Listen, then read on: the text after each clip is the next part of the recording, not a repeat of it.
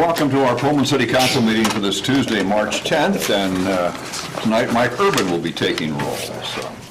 Mayor Johnson. Here. Councilmember Chapman. Here. Councilmember McCall. Here. Councilmember Parks. Here. Councilmember Records. Here. Councilmember Sorensen. Here. Councilmember Weller. Present. And Councilmember Wright. Here. Thank you very much, Mike. Very well done. So tonight, under announcements, I wanted to start off with an update because a lot of the stories are out there, some correct on social media, many rumors. And we invited Troy Henderson, who's head of the public health for the Whitman County. Ben Stone's also here with Whitman. And Gary, do you want to do an introduction first as our emergency planner for this area? And I know we just had a meeting this morning at 9:30. You can give us an update for that, and then we'll have Troy. Sure, yeah, thank you, Mayor and Council. I'll just speak briefly about what the city's response and preparations have been, and then I'll turn it over to Troy. We organized a meeting a week ago Monday on March 2nd to meet with our local partners. Troy came and gave us an update and status report, and we established an email group of our local partners so that we could all share information as the situation developed. This morning, Glenn and I with Fire Chief Heston, Assistant Chief Scharnhorst, attended a meeting at Pullman Regional Hospital with quite a few of our community partners there, and Troy provided an update and status report there. I sent an update on that meeting to council and city staff earlier today. I've been monitoring the online state emergency operations center. I'm in regular communication with county and Washington State University emergency managers. We established a COVID-19 webpage on the city police department website. And we've been following and passing along the Washington State Department of Health recommendations and sending email updates to city staff. We've been communicating regularly with Pullman Fire and sharing information about how to best protect our first responders. And we have a follow-up meeting scheduled with our local partners next Monday on March 16th. So with that, I'll go ahead and turn it over to Troy for an update. And thank you again, Troy, for being here tonight. I know you've been rather busy. You bet. It has been busy the last couple of weeks. I appreciate the opportunity to come and let you know what we do know. We've had 2 test results come back within Whitman County. Both came back negative. We have probably in the order of about 20 tests pending. The testing protocol and labs that could take tests has really opened up this week. Providers are not required to let me know when they send tests in, but we've been having a lot of meetings. We've been having a lot of discussion with providers. And, you know, from what I'm hearing from them, there's probably about 20 labs that are up there right now. As of now, we do not have a positive COVID-19 patient within Whitman County. Because of the restraints on testing that we've had up until this week, I think it's prudent for us, and I've shared with all the providers that we should be planning, we should be operating day to day as if we do have cases of COVID-19 in Whitman County. I suspect the probability is greater than 50% that there's more than one. And I suspect, and most of the other providers suspect, that we'll see an influx in probably greater case numbers because of testing, and then also the end of spring break as folks travel. We've had a lot of meetings. It's hard for me to keep straight which ones were which days, and also a lot of other planning within the county, within other providers, within the city. I feel like we're in as good a position as we can on that regard.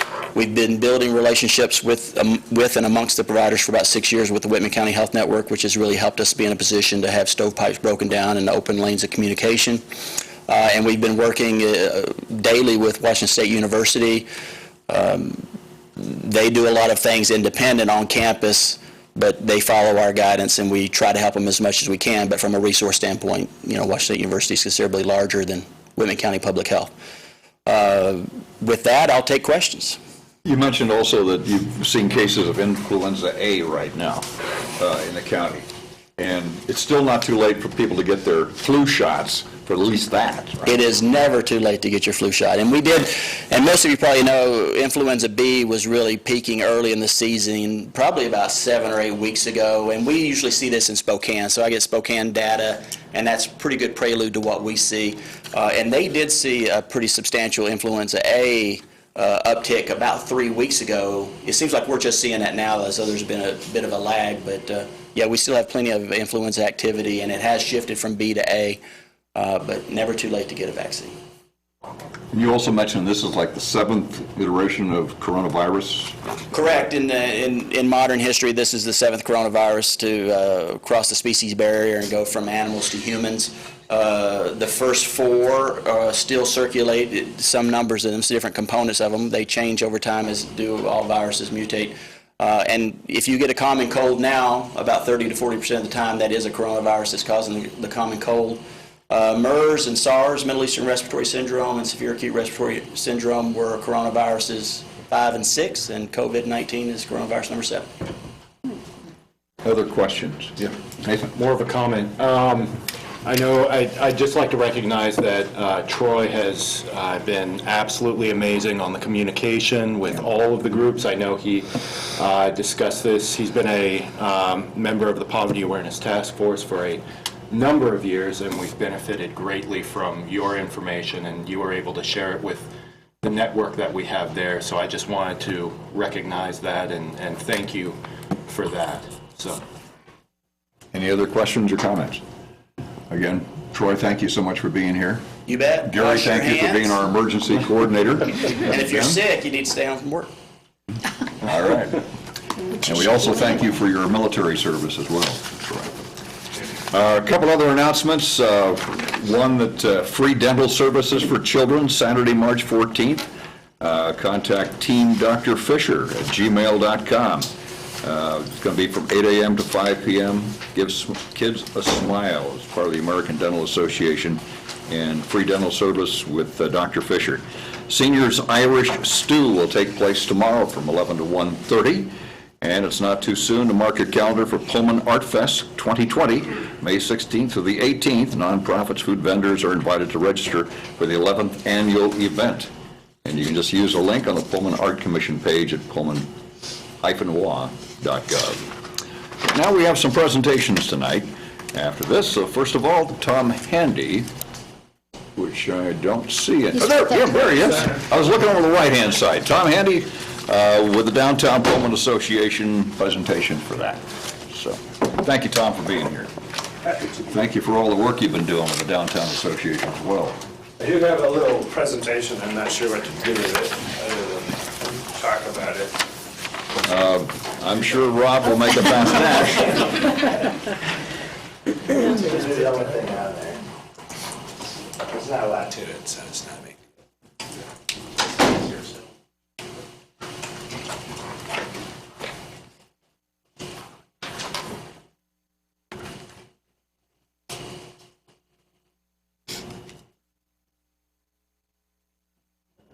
It'll be that too, but then it's recovered.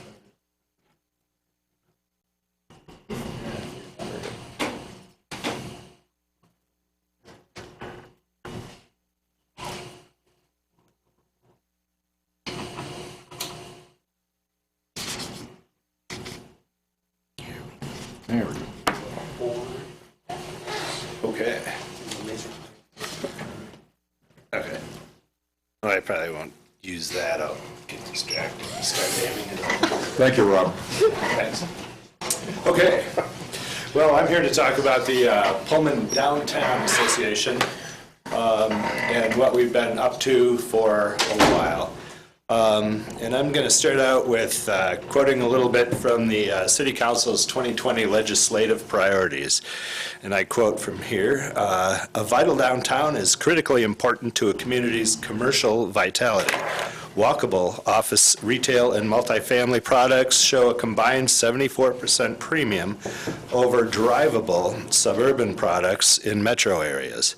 This economic performance is one reason to focus on Pullman's downtown, as it is an existing asset with a built environment to walkable office, retail, and multifamily housing. The Downtown Pullman Association, a partnership among property owners, businesses, WSU, the city, and the chamber, was created as the primary organization tasked with addressing the downtown improvement efforts," unquote. So, as president of the association, I appreciate the opportunity to come here and provide you with the first of an ongoing set of quarterly updates about what we've been doing towards these revitalization and improvement efforts. In 2017, a group of interested parties began regular meetings with the goal of improving and revitalizing Pullman's downtown. The Downtown Pullman Association was then incorporated in 2018, and in 2019, we acquired our 501c3 status. This May will mark our third anniversary as an organized driving force with the goal of making our downtown a vital and welcoming community in the business core. Based on the size of our central business district, the association has the potential for active participation of over 200 members comprised of property and business owners, other professionals, and downtown residents. In February, we celebrated the formal signing of a memorandum of understanding between the four primary partners. Mayor Glenn Johnson, WSU President Kirk Schultz, Executive Director Marie Demkowski of the Pullman Chamber joined me to formally adopt the MOU over in the Heritage Center. With continued momentum, we believe a high level of participation and productivity will be realized. Even prior to the signing, though, many of our committees and board members served on the steering committee for the City of Pullman's Central Business District Master Plan project. We enthusiastically support the priorities laid out by the consultants when they presented their final draft to this body in the planning department last month. Specifically mentioned was your role in the ongoing support of the Downtown Pullman Association and the city's financial support for hiring the Downtown Association Executive Director. This fundamental and crucial step will allow the Downtown Pullman Association to continue with its goal towards Main Street America accreditation. The Main Street approach, as many of you probably know, is to revitalize any town, and it's a proven structure using 4 focus areas to bring communities together to celebrate their unique attributes in a way that allows both citizen and business involvement.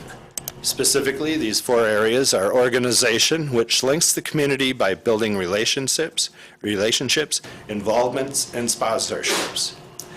Economic vitality, studying the current market forces and forming short and long-term strategies.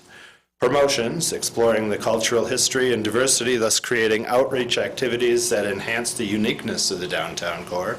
And design, which focuses on our physical history while developing modern image and enhanced accessibility to the downtown amenities and services. The Downtown Pullman Association has established committees in each of these 4 areas as the framework of our organization. These committees have been meeting at least monthly over the past 2 years to work on their specific goals. As stated before, Brian Scott from BDS Planning recommended 6 priorities for the city in order to make the master plan successful and stressed that the primary benefactor for these efforts is the entire Pullman community. The top 2 priorities, funding a downtown executive director and supporting the Downtown Pullman Association, weren't put at the top at random. The Downtown Pullman Association agrees that once the downtown executive is hired and the funding structure is established, the next 4 priorities should fall into place. To this end, the DPA Organization Committee has been working to develop a budget and outline a viable funding structure that will make these 2 top priorities a reality. We have received verbal commitment from Washington State University to support an initial 3-year funding plan with ongoing support to follow. Additionally, we are in conversation with several business stakeholders for similar commitments. But we must have the ongoing support and financial commitment from the city in order to make any of this happen. Quite literally, none of this will happen without your support. Once an executive director is hired as a necessary precursor to the Main Street accreditation, and that accreditation is established, additional funding streams will become available to reduce the required ongoing commitment from our primary partners. These additional funding mechanisms will include revenue in the form of Main Street tax credit incentives, B&O tax credit revenue, grants, and revenue-generating events held and sponsored by the Downtown Pullman Association. But time is of the essence. The entire Pullman community has shown great interest in the city's master plan and what it offers for revitalization. It is now our job to roll up our sleeves and get to work. We have the structure in place, and the community is ready to see the change that will make Pullman move a more vibrant and welcoming community for our families and visitors alike. The master plan has provided a roadmap for us to work together to show progress. The DPA is ready to go. With the guidance from you and within the framework of the Main Street program, the Downtown Pullman Association is the group that can work alongside the city to implement these changes. Going forward in the short term, we will finalize the budget and job description, and within the next 60 days, we look forward to coming back to discuss those with you. At that time, we will be prepared to provide you with budget details and a recommended financial commitment for the first 3-year phase and what ongoing commitment might look like. The DPA is excited about the direction the city is headed and energized by the CBD master plan. And on behalf of all of the downtown business people, we thank you for your commitment to this endeavor. Okay. Any questions? Any questions of Tom on this? Just a Yeah, comment. Nathan? Thank you, Tom, for your commitment to CBD. I mean, couldn't be done without you, and of course, all of the business owners that are down there as well. So that needs to be noted. And it was most generous, all the pictures, you didn't show your own place next door. True. So I just thought you were very I don't generous. want this to be entirely I see, self-serving. okay. Well, thank you, Tom. Next comes our Economic Development Manager, Jennifer Hackman, and we are so grateful to have her on board. She has been extremely busy, meeting with all kinds of people, and going to give you an update tonight on what's going on as far as economic development is in our community. So, Jennifer? Thank you, Mayor and Council. It is my pleasure to be here. In the last 5 months, I have been on a listening tour talking to, I would say, over about 50 stakeholders, and those include businesses, those include developers, those include partners, colleagues of mine, and of course, most of you. I've had a chance to be able to sit down and talk to you about what's important to you. I've also been engaged in downtown efforts, chairing and co-chairing the Economic Vitality Committee, and I've put together a couple of programs for our businesses as well. But tonight I want to take an opportunity to really just provide an overview of the economy, our local economy here in Pullman, and also to present some strategies that I hope will structure the work for the next 6 months to a year. Now, while you'll see that I have some ideas about those strategies, it's important that I'm in front of you tonight because I am also looking for your input and your feedback. I feel like it's really critical to be partnering with you. So as I talk through these strategies, I want to hear back from you on your thoughts as well. Now, when I think about economic development, to me, that is a set of programs and policies that serve the economic well-being of a community. So a lot of times that looks like job creation and job retention, but frankly, it can look like a whole lot of different things depending on kind of where the community is and what the community's overall vision and goals are.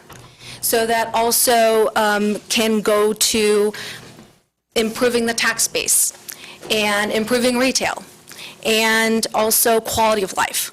All of those things are key components to overall economic development. And selecting what we focus on is important because what we do focus on means there are other things that we might not focus on. So that's why I'm looking for your input tonight. So getting into Pullman's story, and just want to provide some overview demographic information. I think we all agree that being able to craft Pullman's story is something that we want to do more of. We know that we are a college town. That's very evident from the population pyramid that you see here.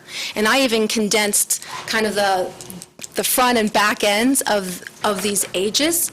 So you can see that we have an overwhelmingly young town. So we have a really awesome young vibe. And we have a very educated community as well. Our education numbers are really off the charts. 64.3% of our community has an advanced degree.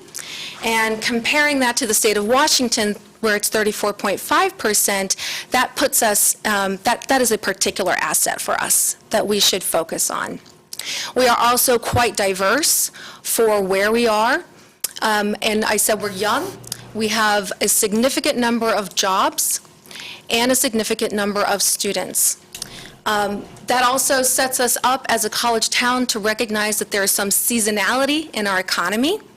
But I'll tell you, it has been changing. And last summer, we had about 6,300 students who stayed in Pullman for some portion of the summer. We also know that when our students aren't here, that our tourists are. So those are all elements of our story that we want to be telling. The region's population has actually increased in the last 5 years by about 9.2%, and it is expected to increase another 3.3% over the next 5 years, which is about 1,200 people. Now, I think depending on the kind of development that happens in Pullman, that could actually be an even larger number. We know that there are some significant developments that are coming to Pullman, and so that could change somewhat. Importantly, our jobs have increased by 10.9% over the last 5 years. So that is, a lot of that is coming from industry as well. Now, our primary industry is education. But our other industries have been increasing jobs. So that is something that somewhat just is going to somewhat slightly shift the dynamic of Pullman. I want to talk a little bit about quality of life. You know, when we tell our Pullman story, we have a lot of heroes in that story. And to me, the heroes are the people that are coming back to Pullman, who are Cougs that are miss this wonderful area and really respond to these particular assets of life.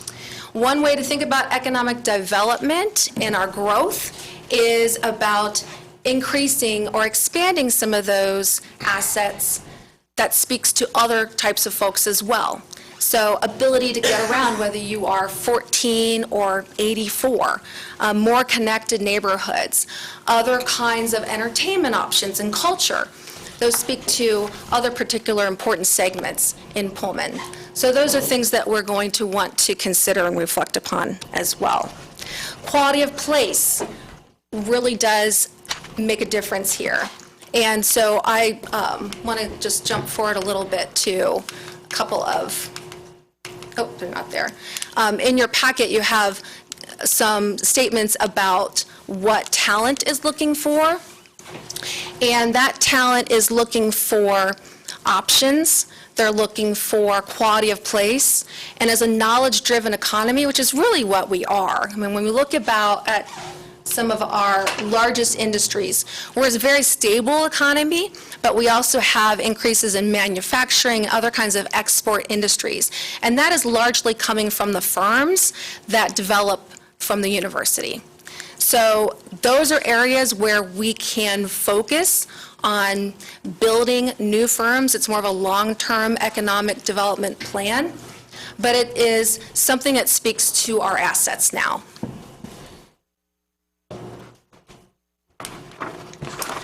Some of the industries I just want to put forward to focus on here include, of course, you know, some of our historic industries, agriculture, as well as some of the industries that have become the largest industries in Pullman, which electrical equipment manufacturing. 41.8 location quotient, that's a measure of concentration. So when you see something like that, keep in mind that that means that for an area our size, we have 41 times the number of workers in that industry as any other area. So 1.25 location quotient is a strength, and we have 41.8 location quotient for electrical equipment manufacturing. So that's certainly something to key on to. But also, professional, scientific, and technical services is actually growing a lot and is expected to bring another 611 jobs over the next 5 years. So that's another area where we might want to focus. These are the industries that bring high-paying jobs, and they're also exporting, so they bring GRP to us as well. Just to give you a sense of some of the growing occupations also in Pullman that speak to perhaps some of our other industries as well. This is something that we can look at as some of our strengths, and also when we compare to other areas. The median hourly earnings are something to keep in mind when we're looking at job creation and job retention as well.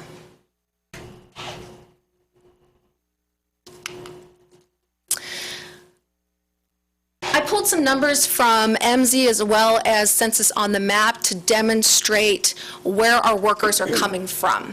So we have in our community over 18,000 jobs, and we have over 9,000 people coming into the community to work. Some of them, actually a significant number, are coming from more than 50 miles away. And so when you think about housing as an opportunity to bring those workers here. But also you can see on the map on the right, we are a center where people are coming in to work, relatively speaking, compared to the rest of the region. And there's a little blue dot that is 99164 that shows over 7,000 commuters coming to WSU. But even so, in our zip code, even with people leaving to go to WSU, we still have people coming in to Pullman to work. So we are a job center in this region.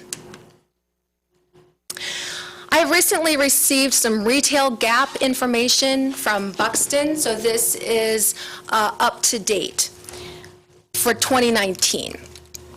And so this is a 30-minute drive time. When we think about telling our story, a lot of what we focus on is going to depend on who we're talking to. So you have the city of Pullman itself.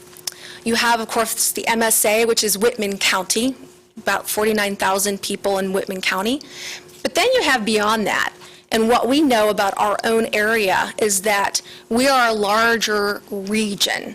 And so when you look at the whole Quad Cities, that's when you get over 100,000 people who we know drive and don't mind driving. It's a rather pleasant drive to go to destinations. So that's the story we might tell when we're talking to retailers, depending on the category that we're looking to attract or to grow. But if we're talking to a supplier and thinking about supply chain types of strategies, you know, we might talk a different way about Pullman and the region. So this is a 30-minute drive time that shows some significant gaps and opportunities for us to work on filling those gaps. But even with the 15-minute drive time, which really doesn't even get that far into Moscow, we have other opportunities in sporting goods, health and personal care, building materials, and also there are some miscellaneous store retailers that we could dig into with additional data. So I have some subcategory information as well that I'm not bringing to you tonight. But these, you know, we are underserved across many, many categories, which I think we all know. And so the opportunity to match ourselves to those retailers that can fit those categories is really what we're going to be focused on over the next 6 months to a year. In the conversations that I've had, I've just done a quick kind of brief analysis of current conditions and opportunities.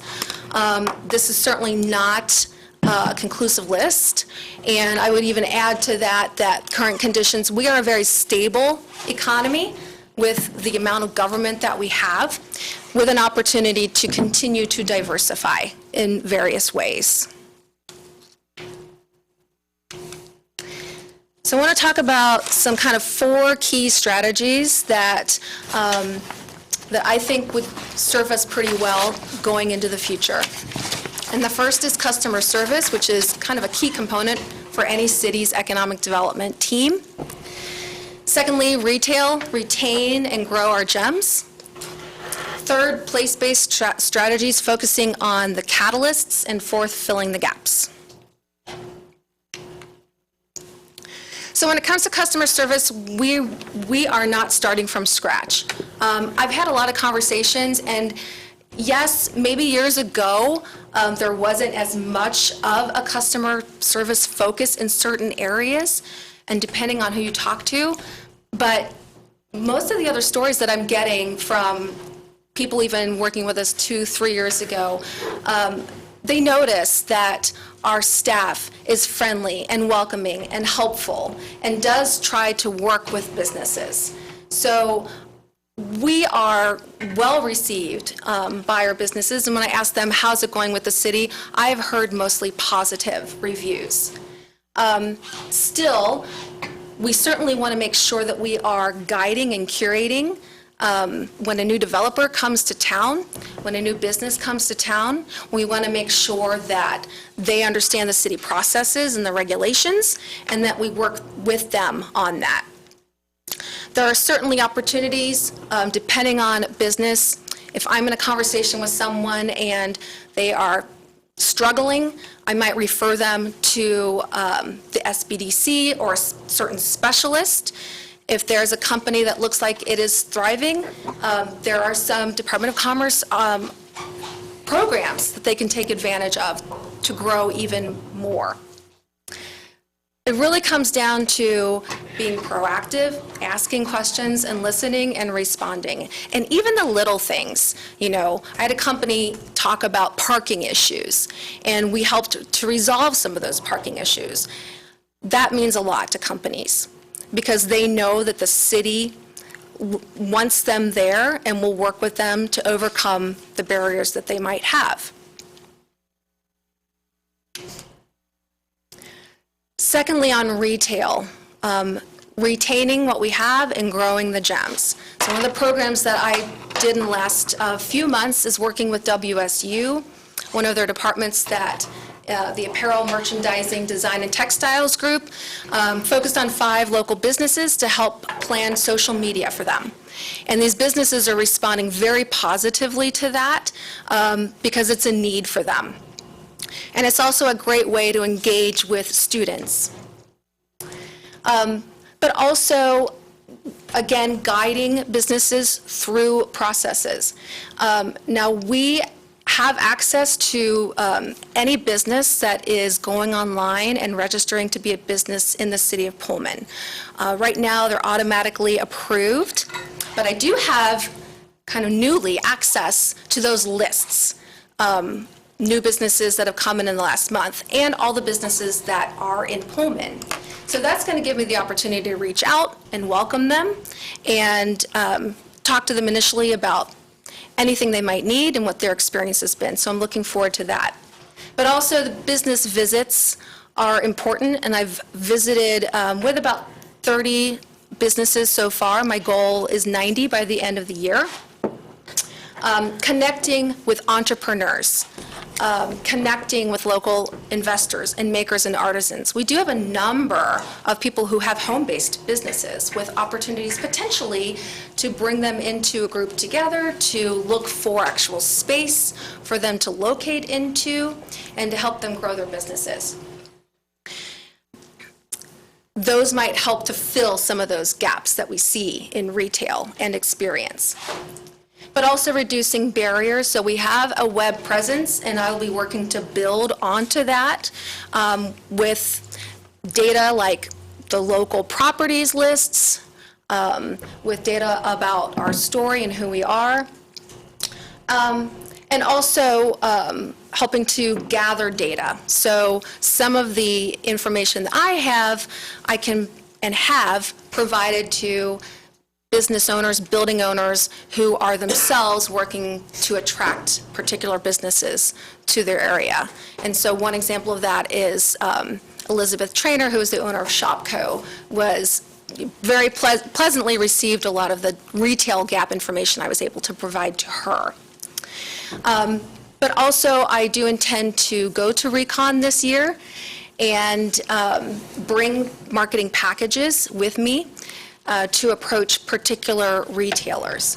There will be showcase opportunities for sure, and also opportunities to visit other areas and other regions in Washington, looking for those brands that are ready to start a second location, or looking for those brands who want to expand to a great college town like Pullman. In addition to that, brokers, property developers themselves, and building owners, as well as going out to events like Cougs First, are all opportunities to learn, to collaborate on bringing new businesses here to Pullman. I do want to talk a little bit about place-based strategies. And I've been really involved in the Downtown Pullman Association, and I know that a wonderful draft has been created, and you are thinking about what the priorities will be, and I'm ready to engage on the priorities that you determine. The downtown, of course, is the cultural center of any community and a showcase opportunity. So as we think about showcasing it and bringing more people to that core, that's going to help us with talent attraction, and it'll help us with student attraction as well.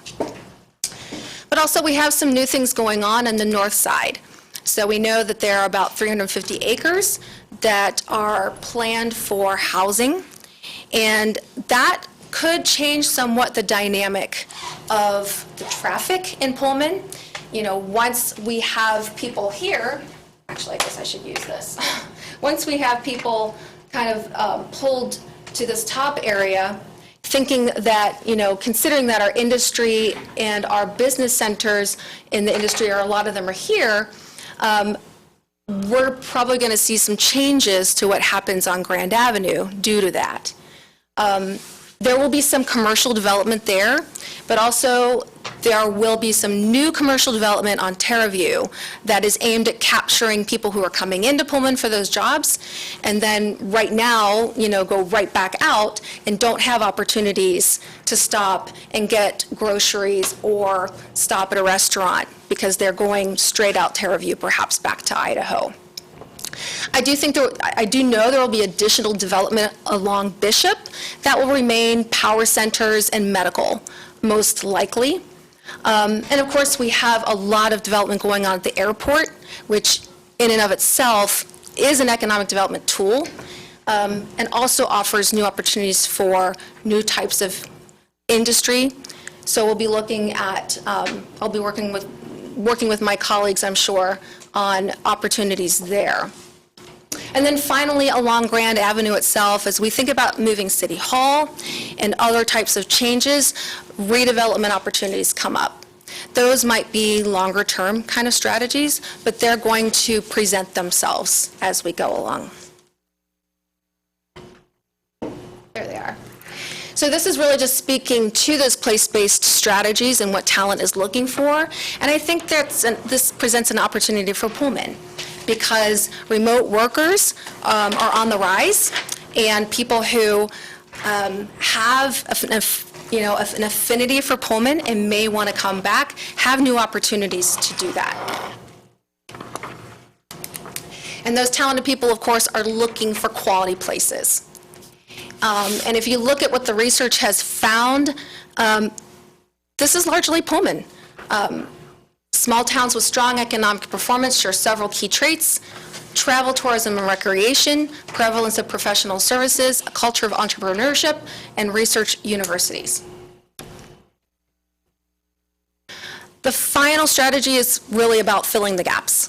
So that goes to filling the demographics, ensuring that there's support for more tourism opportunities, looking at knowledge-based economic gardening. So as the Palouse Knowledge Corridor is revitalized, and there's a focus there on their centers of excellence with regard to research, that's ag and food sciences, that is health and animal sciences, mechanical materials and engineering, and basic sciences. That's an opportunity to bring those firms along and get them started in Pullman for those that can stay. So we might look eventually for what do they need in order to stay? But those are exciting opportunities, again, long-term strategy. I already talked about sharing our story. And then finally, encouraging startups and entrepreneurs. And I-Corps is one of those places that can help local companies start up and ideate and understand if they have a market for what they want to do. And then we can come in, talk to those same companies about remaining in Pullman and what they will need to remain in Pullman. I just want to give you kind of a sense of some future opportunities for budget as we go into these strategies. Tom already talked about the Downtown Pullman Association Executive Director, which I fully support and would look forward to working with that person. Also, we'll be looking to put together the marketing packages for retail attraction. Potential for property acquisition and also redevelopment. In and around the downtown or some of those centers as we go. And then market analyses would be for any major initiatives that we look at, either an impact study. If it has to do with the Palouse Knowledge Corridor, I would say we'd want to understand what our opportunity is to retain some of those companies that grow out of there, as well as any market analyses for any future redevelopment. City Hall might be one example. And with that, I thank you very much and look forward to your feedback and your input. Comments? Okay, Jason? And this is impressive, and it gets me excited because, you know, you can see the energy, and of course you are just so sharp and have been, you know, engaged in all of these. Even before you had an office here, you were at meetings, and that was really impressive. I do have a few questions regarding, you know, going through, I saw some strengths, some weaknesses in our economy. What do you see as threats? And you discussed some opportunities. So I'm looking at this as, you know, the SWOT type of analysis, and do you see any threats? I have a few more questions, but I just wanted to hear. And it kind of depends on, you know, from what perspective we're thinking about. You know, certainly we have this kind of co-opetition, I would say, with Moscow. So, you know, we have some older buildings. We have some buildings that may not be the right size for some of the businesses that want to start up. So really looking at that might be something that we do. I put kind of a TIF on there as something I support, which is tax increment financing, and I think it's known as local revitalization financing right now at the state level, which would enable us to select a place and redevelop that place using some of those opportunities. And I know that that has been done elsewhere. So, yeah, I mean, we have certain strengths. We have certainly the higher paying jobs, and we have very high quality retailers. We have opportunities to connect our neighborhoods to our downtown a little bit more, and then we have opportunities to expand and create more resiliency in our overall local economy. Okay, just real quick, if I may. Both you and I sit on a number of entrepreneur or economic type committees, Palouse Knowledge Corridor, the Skills Center. I didn't hear you talk much about the plans for a Skills Center, which is ongoing, but it's through the Pullman 2040. Okay. I would love to hear a little bit about that and your opinion on that, because a lot of these skills, they are very, you go to a 4-year, you get an advanced degree type of thing, but we have so many skilled, even high school students, the welding championships, that we have. Very intelligent people that may just say, you know what, I'd rather go into skills then go to WSU. Could you speak a little bit about that? I can only speak to that a bit generally, which is that, and this is kind of calling on my MZ experience, and I haven't looked deeply at that for Pullman.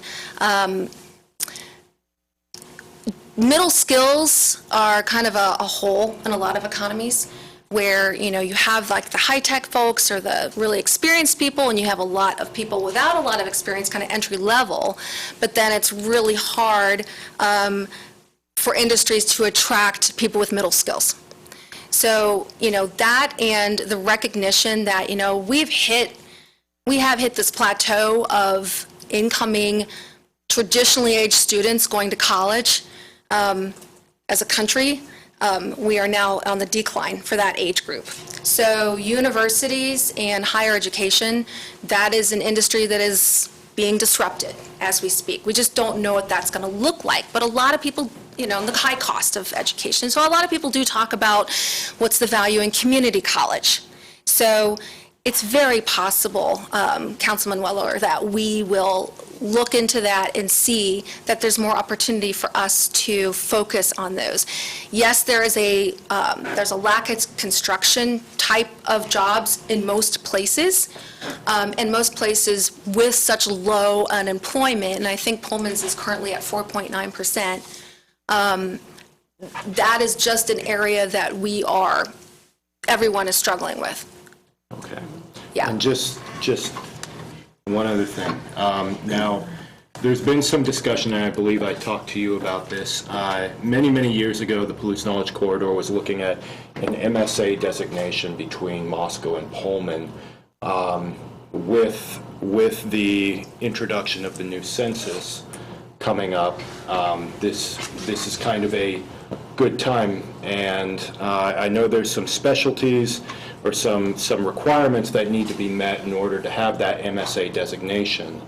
But I don't know if you had some information on that. And then very last is, you didn't discuss here, and I think it's really important regionally to attract more people here, is the environmental tourism, the recreational tourism that we have here, and really the business industrial clusters that we have right here in Pullman, even in Moscow and Pullman. So I Yeah. threw a lot out at you, but Yeah. I didn't want to take up more time, so.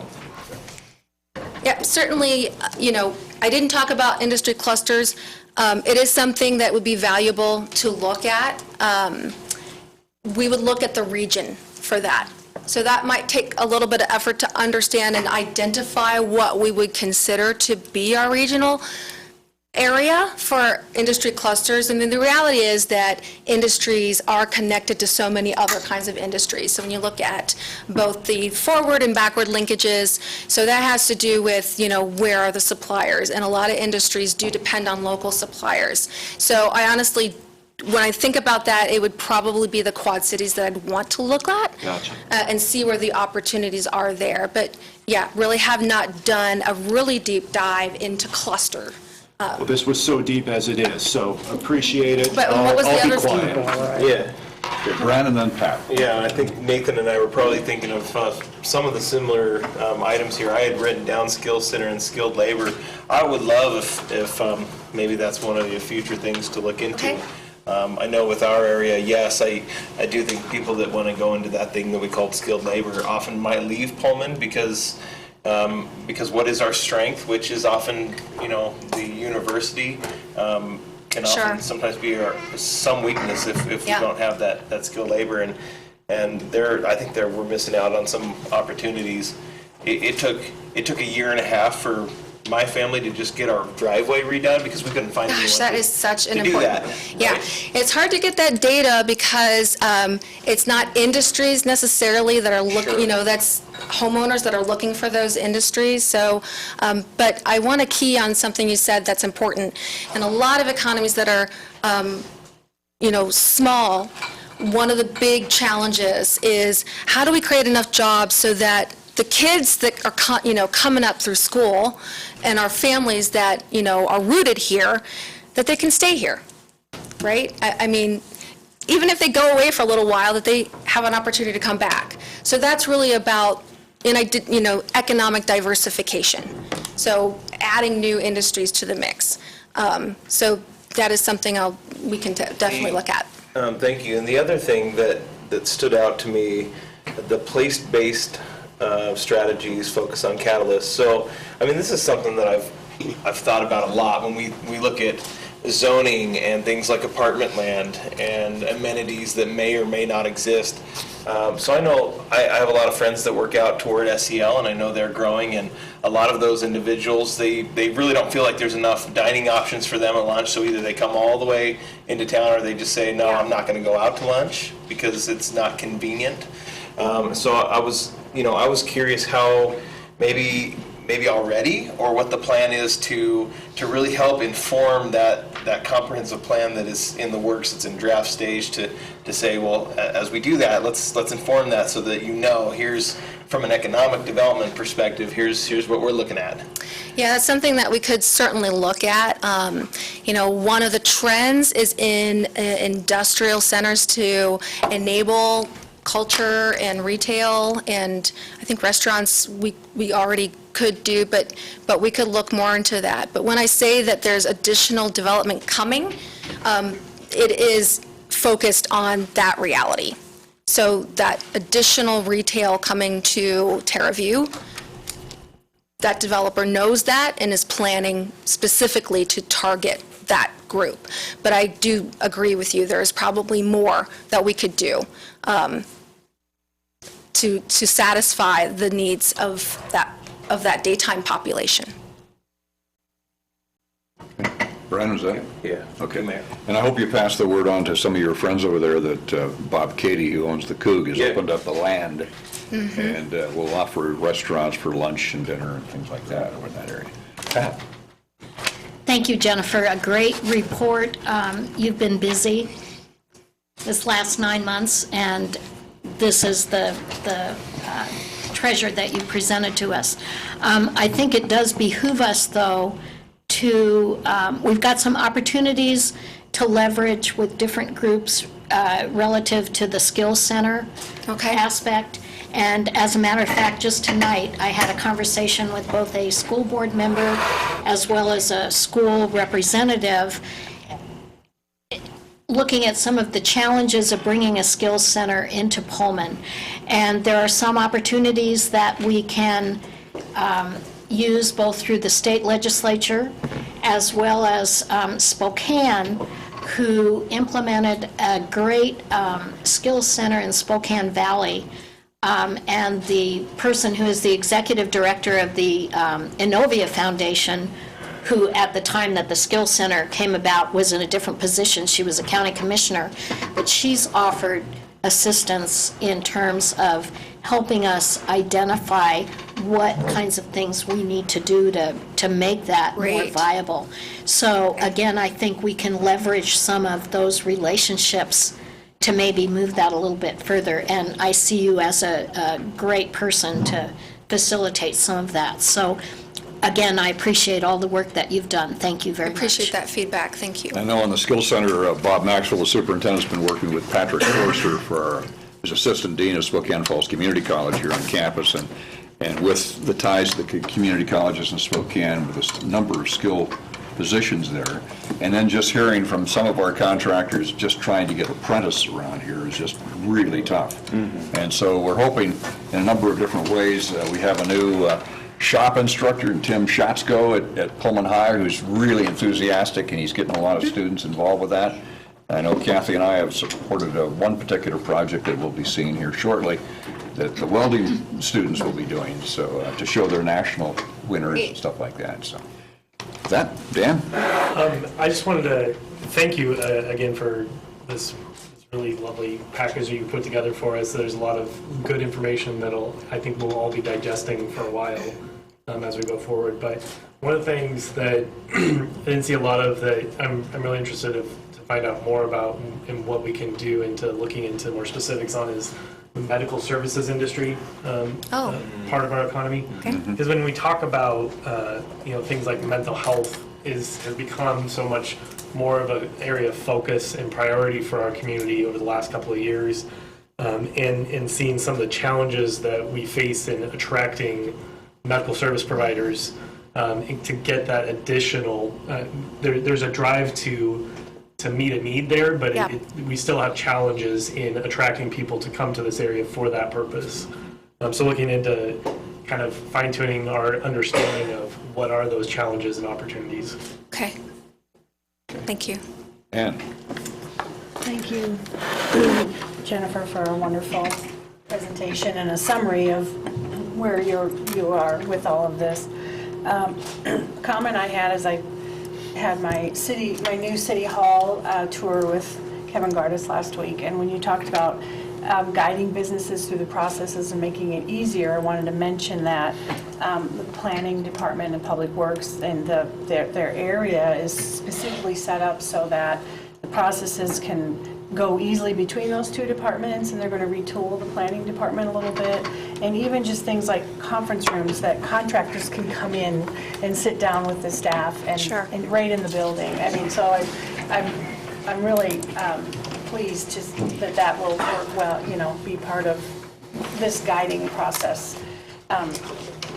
When we talk about downtown and attracting businesses, we had a consultant come through here a few years ago, Becky McCrae, and she talked about pop-ups in existing buildings. And I wanted to know, through all of this, you've talked to business owners, have you talked to building owners about what their vision is for their spaces, whether they're currently occupied or not? Yeah, a few of them, not all of them, but I'm getting to them. And so with some of the specific to downtown, Evolve had a big opportunity that fell through, and that was unfortunate. And so now they have all new people that are managing that space. Certainly, I'm actually going to meet with one of my colleagues later this week about a couple of the larger buildings in downtown, because one of them I know is looking for income valuation kind of outcome to his property. And it's such a large property, it's difficult to find one user, but he is now, I understand, open to several tenants coming in together and would do tenant improvement if that were to happen. So now the work is then looking to connect with enough of those tenants that are not looking for large space, but they want some space to Right. pop up in. Yes. And, over at the Lumberyard on Mom's Weekend, we're going to see a pop-up there, which I'm excited about during Mom's Weekend.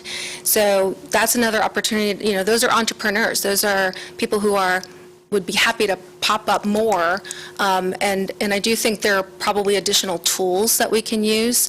So I do know one building owner may be somewhat open to it. The other one's still working on them.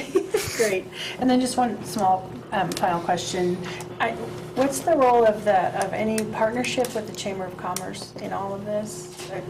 Or are they, is there a partnership? There absolutely is and needs to be with all, not only the Chamber, but I would say also the SBDC is a partner, SAWITA is a partner, the university is a partner. So there are several partners all kind of focused on different aspects. And the Chamber is a good partner for business development. Some of the programs that I worked on, I talked to them about, maybe this is better kind of in your field, and agreement there.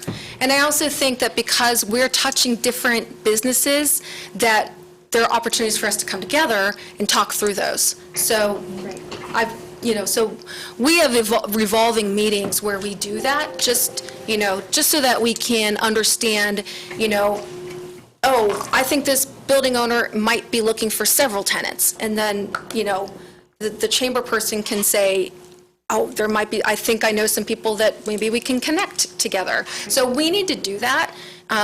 and I want to do that with all of the colleagues, and also with the tourism director. So I'm going to be a supporting role, but certainly want to look for opportunities for the city to play a role. If there is a potential for the city to play a role with a grant opportunity that would lead to more tourism, or even acquisition, land acquisition. You know, there's a role for the city to play with that. You're welcome. Any other comments? That, thank you very much, Jen. Thank you. Appreciate it. Next comes the fourth quarter financial update. So it's time for Mike Urban to pop in. And get the... we'll just jump over. So, Yeah, I don't know if it will. Mr. Rob, are you back there listening? Rob probably can set this up pretty quickly. I'll get a little precursor starting here before But I get into the you have the meat. package anyway, we can Yeah. see some of this stuff. So, thank you, Mayor. Good evening, council. Before you tonight is the fourth quarter financial update. It's not the end of the year financial update because we're still working through some adjusting entries due to the way we accrue things for the state auditor's office. We'll get into a little deeper discussion on that right now, or at the end of the go-round. Overall, though, it's important for council and everybody at home watching that the financial position of the city of Pullman is stable. Revenues continue to meet our budget, and expenses continue to be controlled, and some departments have actually had some fairly nice cost savings as we go forward. Thanks, Chief. So as I go through this, you're going to see some charts. Try not to get hung up on the large spikes up and down. Take a look at the scale. Also take a look at the numbers underneath. Sometimes there's a large spike and it's $10,000 just because the scale has to fit at some point. So, and as always in my presentations, I like it when you jump in with the questions. Just stop me at that point. Don't worry about having to wait till the end and just follow it out. Okay, so our first, we'll go through the revenues first, and then we'll touch on the expenses. Of course, we start with the general fund. Compared to budget, we were very, very close. 38,258 under where we expected on revenues. I like to go through and see which funds did well, which funds didn't quite hit the mark the way we were hoping. A lot of ups, a few downs. If you're going to say, Mike, we're going to force you into just identifying where you think that 38,000, where we came in short, I'm going to pick on two because I know they're important funds to council, and that's the marijuana revenue sharing from the state, fell below our expectations, and then the liquor excise tax. So that got us within $2,000 of budget on those two items. Sales tax revenue, this is something that I brief the council on whenever the numbers become available. In fact, I sent an email last night. I'm going to continue maintaining that process because, again, this is our most volatile revenue source. So, not, as you saw last night, the about $10,000, $12,000 below this period last year. And I can attribute that, again, if you're going to ask me to go looking in one place, it's going to be 237 heavy construction. It was pretty much where most of that loss is. And if you look at it, again, February's reporting was for December activities. We're not building an airport runway anymore, so of course some of that would fall off. But all in all, the rest of it is holding the line. Nevertheless, I've seen a couple down trends on some things. So next week, Jen Hackman and I have an appointment to spend an afternoon going through some of these details and coming up with where are our trends, which industries are on the rise, which industries seem to be struggling, see if we can figure out some sort of cycle, like a very deep dive. But at this point in the day, I'm not anticipating any changes to the sales tax revenue budget for 2020. I'm watching it very, very cautiously because, you know, I'm very skittish on these types of things. Okay, property tax revenue. Our collection rate continues to be over 99%. We will get that 100% one way or the other someday or another. So thank you, Whitman County, especially City of Pullman taxpayers for getting those property taxes in on time. That helps fund the necessary activities of the City of Pullman. Our accounts receivable for the end of the year was very small, as you can see, and some of those dollars did roll in today. I got an email. So we continue to maintain that, but the spike that you see going there is that 1% approximately increase that the council takes each year in the property taxes, which we are constrained by fiat. That's it, 1%. Even if we grow the city boundaries, even if we bring in more buildings, it just takes the pie and spreads it out. The pie still is what it is. Building permit revenue. Bang, this was a big one. The budget was $380,000, $835,000 came in. I'm very pleased because some of that will turn into sales tax revenue as materials is delivered in the future. Not an area where I like to rely on because every year it starts over. What construction is coming next? So as the economy continues to produce and Pullman becomes an attractive place for people to come and build business, live, housing, we'll take a hard look at this, and come budget time, I'll huddle with Kevin and Pete, and we'll come up with a number that we can reach. Quick question, Mike. Yes, sir. So we budgeted 380. Why were we, I mean, in looking at these 5 years, why were we so low on the budget of that? I mean, I understand you're cautious on your numbers, but... I inherited this budget, so that's kind of where I start, and as part of that, one of the budget amendments I did not bring you coming into this year is an increase in the building permit deal, because I have an idea what might be out there. This is kind of, getting a scratch-off ticket and getting a free ticket for, gift certificate for hope. So that's where I'll come up with a closer number looking into my first budget, 21-22. But I just didn't feel comfortable quite yet making that adjustment. Okay.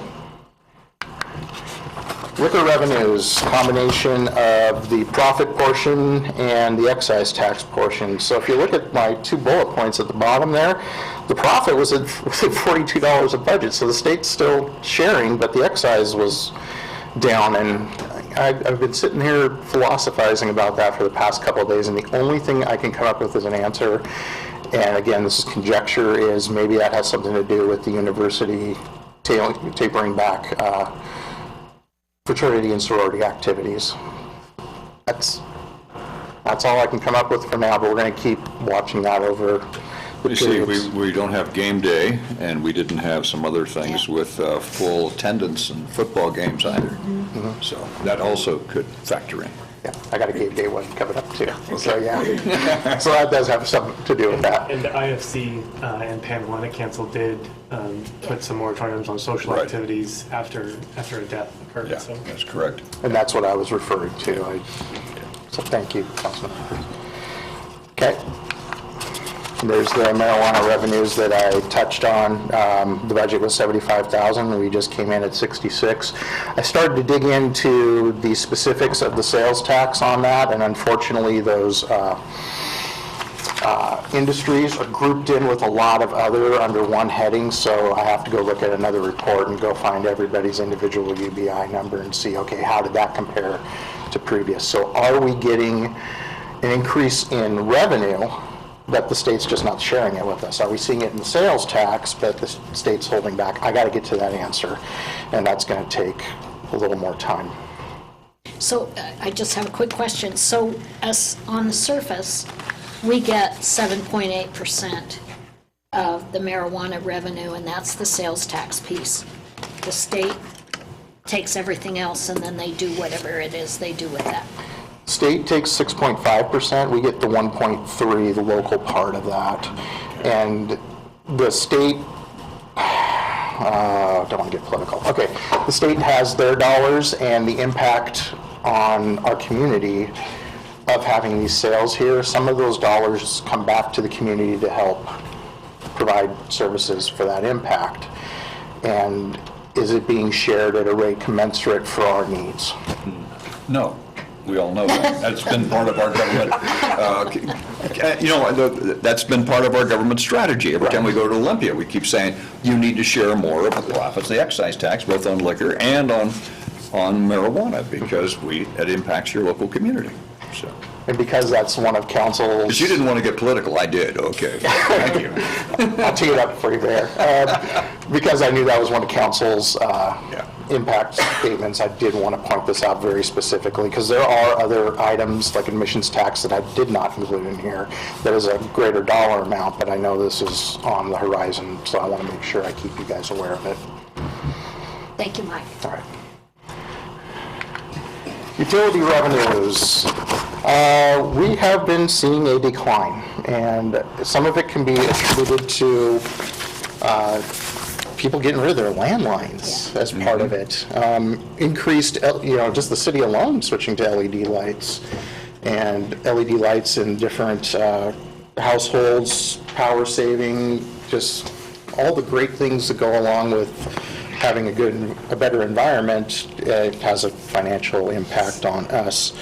So this is something, again, I want to get my hands around too, and I'm going to try to schedule some discussions with the Vista to help with some projections going into budget, because you can see that steady decline. And again, since 2017, we're talking about $175,000, but that's $175,000 that can be redirected for some actual on-the-ground items.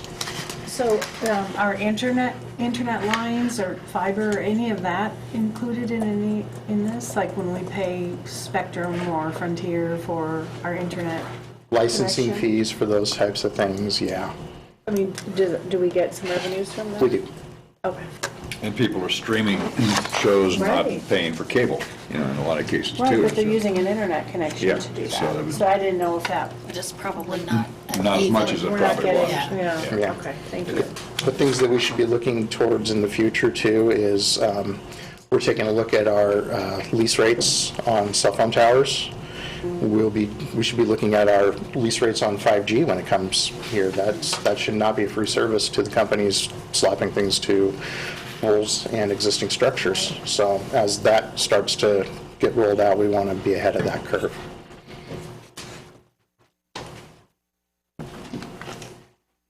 Streets and arterial street revenue. Really, the big difference between last year and this year is we got some intergovernmental adjusting entries to do as we receive more information. Things on that still remain very stable on it. Transit revenues continue to be stable. Operational activities are healthy.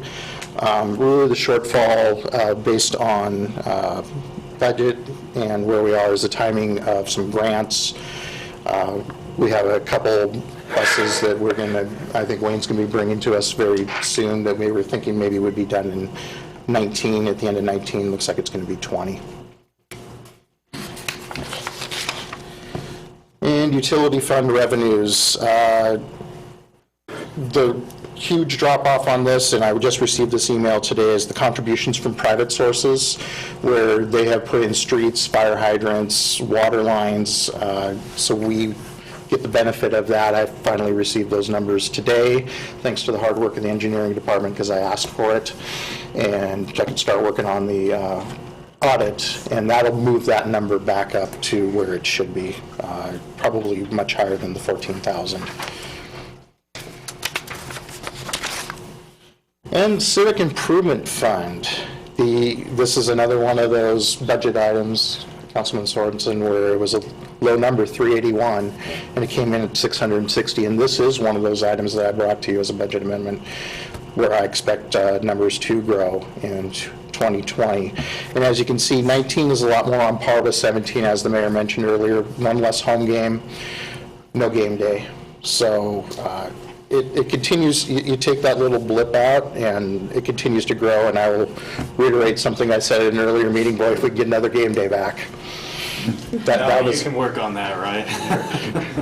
so that was very good with us, and this is a fund that I would be looking at to tag into Jen's presentation. This is a fund I'd be looking at to help support that downtown person if the council so desires. So that was the fun discussion. Now we go the other direction, expenses. So the expense budget, 2.4 million, we came in at, 24 million, came in at 22. So we saw some savings across the general fund. Still processing some adjusting entries, but I don't expect that to get wiped out by any stretch of the imagination. So we should be able to add some dollars back into our reserves going into this next cycle. Going through some of the, actually all of the general fund items, we start with you folks, the legislative group. So you're a little bit under budget. We still have to do some reallocation of expenses to cover some of the costs that were absorbed within department budgets to handle committees such as the Arts Commission, Planning, Police Advisory. There were some small amounts. It's not going to come up to the 213 that we budgeted, but it's there. Executive expenses, at first blush, it looks like a large increase, but when I get into the numbers, and I've distilled all these slides from these 60 pages here, it comes down to really just benefits and that change. You'll find that as a theme across all the departments. There was an increase in benefits because our insurance companies cost us more now. My world. Finance and Administrative Services, there was an uptick in that, and I will explain. So a lot of it was we changed the interfund between my department and IT because they do provide a lot more service than the finance department has been paying. So we're absorbing some more of those costs to keep all of our stuff running, including our yearly subscription for Eden for service and support. And then our professional services was up $25,000 due to the state audit. Legal and government services, legal remains the same. The large spike in government is almost all attributable to insurance. But really the largest part of that is the CIP items. So when we did the CIP committee and said we're going to put this much dollars into City Hall, we had to pick a landing spot for it, and it made the most sense in government services, so it became the holding ground for that. Law enforcement expenses, again, you'll see a spike in dollars over the previous year. Again, they are under budget at the present time, and a lot of that can be attributable to increased patrol. We hired more people, so salaries and benefits, a little bit for uniforms, but the other part too that goes hand in hand is we did some capital projects in the police department in 2019. Fire and ambulance, again, another thing, we hired a few more firefighters and the benefits that come along with it. So not so much the capital this year in that group, but that's where those items come from, and then the general cost of continuing to provide this service.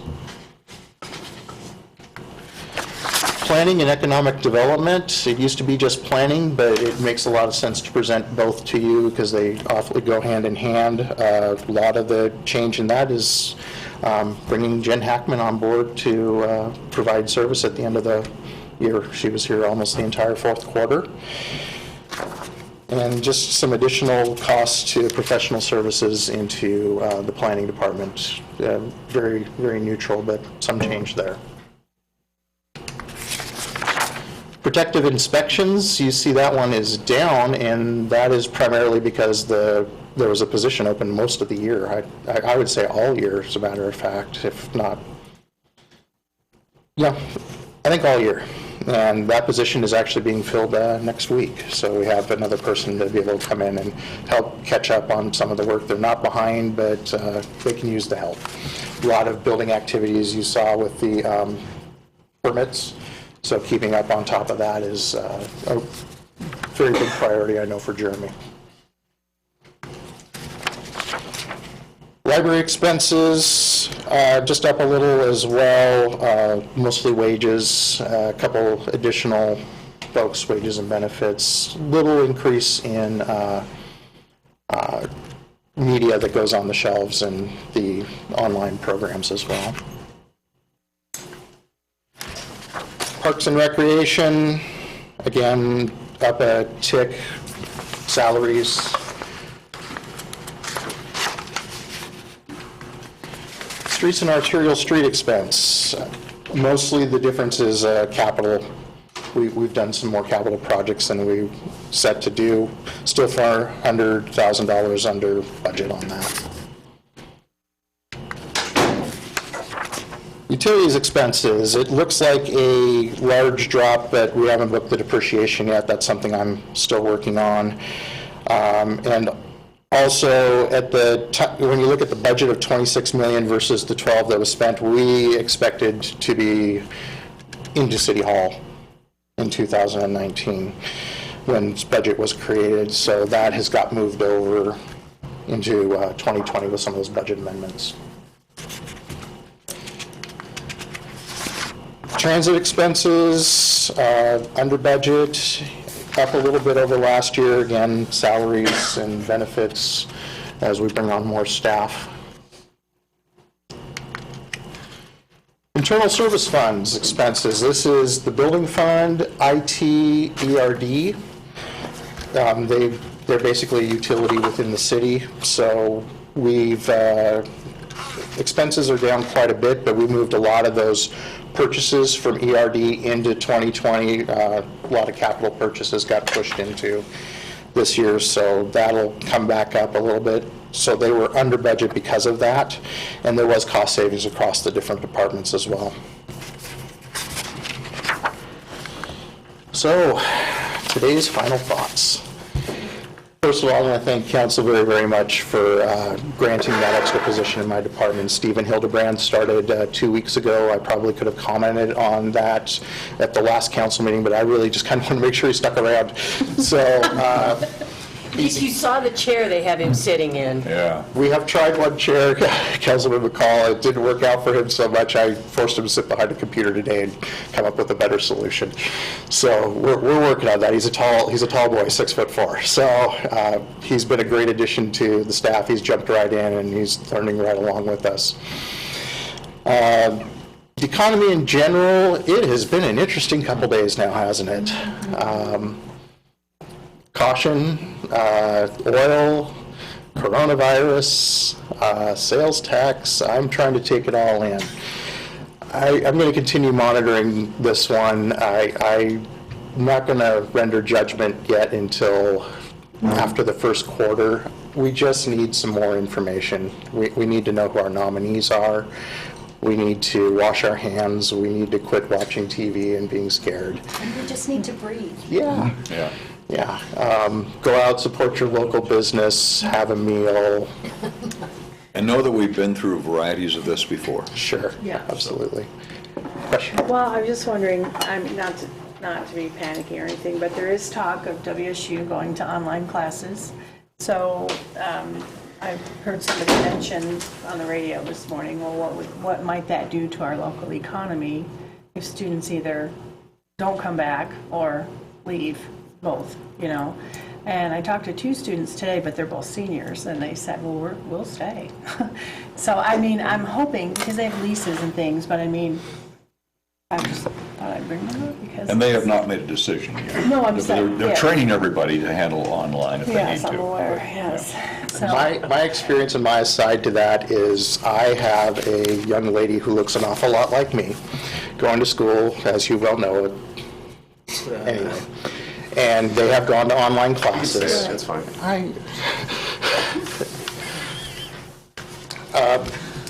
They have gone to online classes at the University of Washington, and she has not seen a precipitous exit of the student population. She sees them staying there. They're going into finals. They're doing the stuff. There's still some social activities, Yeah. but it's tapered back. But they're a quarter system and we're a semester system, Right. so big difference there too. Yeah, and they're also the... Yeah.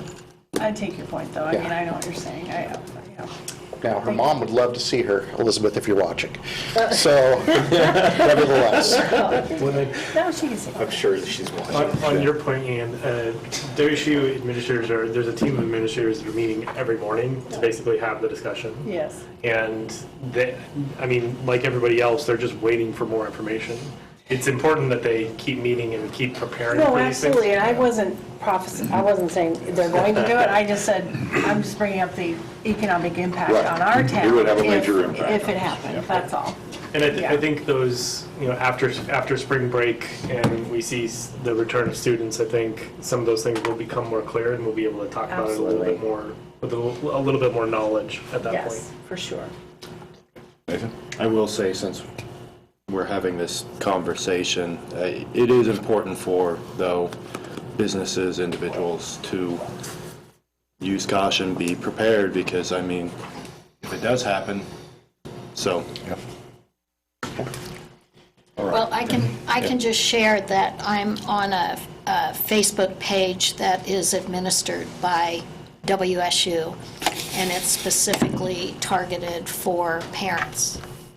And at 4 o'clock this afternoon, and then it was updated again at 6 this evening, the administrator of the page was saying, please look at the link at WSU that addresses the COVID-19.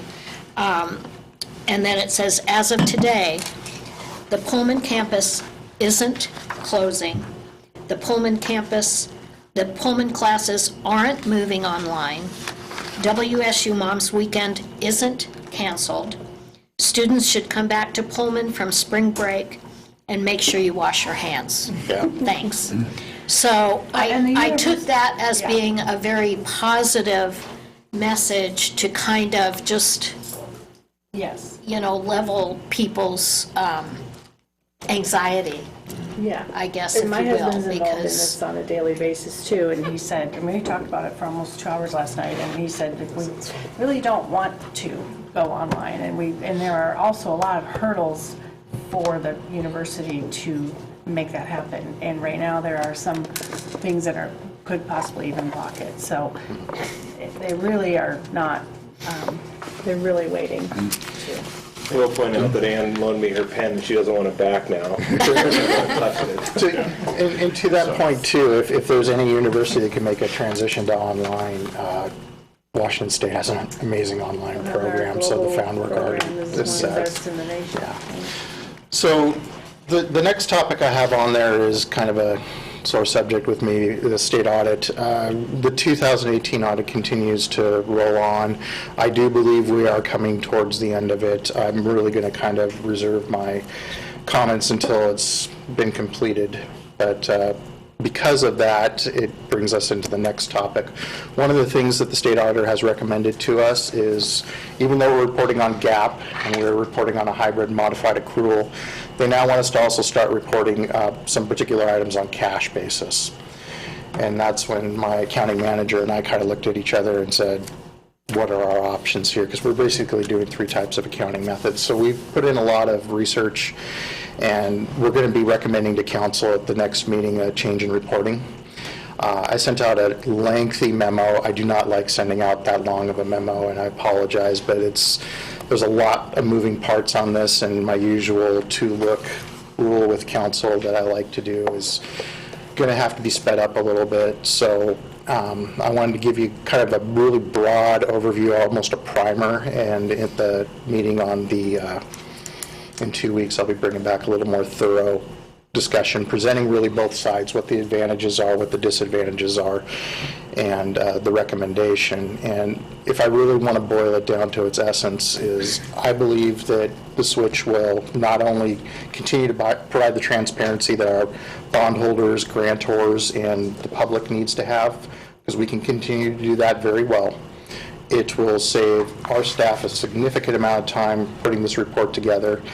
And I'm going to quote here, when we sat down with the state auditor a week ago Friday, we asked them what this type of change would mean. They used the term, we will save money in an astronomical manner. And that's when I paused. So efficient, saves money, still provides the things that we need. I think this is right up the council's alley, but I want to make sure that I provide to you the information so we can make an informed decision on that. So based on where we go with that, that brings me to the year-end report. If the cash reporting is the way we want to go, and I'll tell you what you saw tonight was pretty much cash reporting. cash in, cash out. If that's the way we end up going, the end of the year report will be coming almost simultaneously with the end of the second quarter report. If it doesn't, it'll be just a little bit longer on that.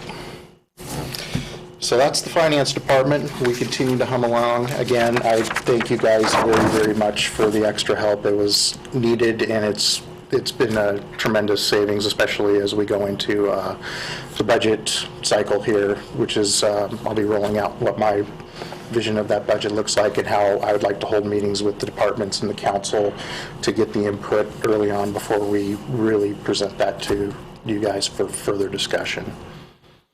So, And again, thank you for all the work you're doing with the state auditor on a budget that you inherited and you're working through. So, thank you again.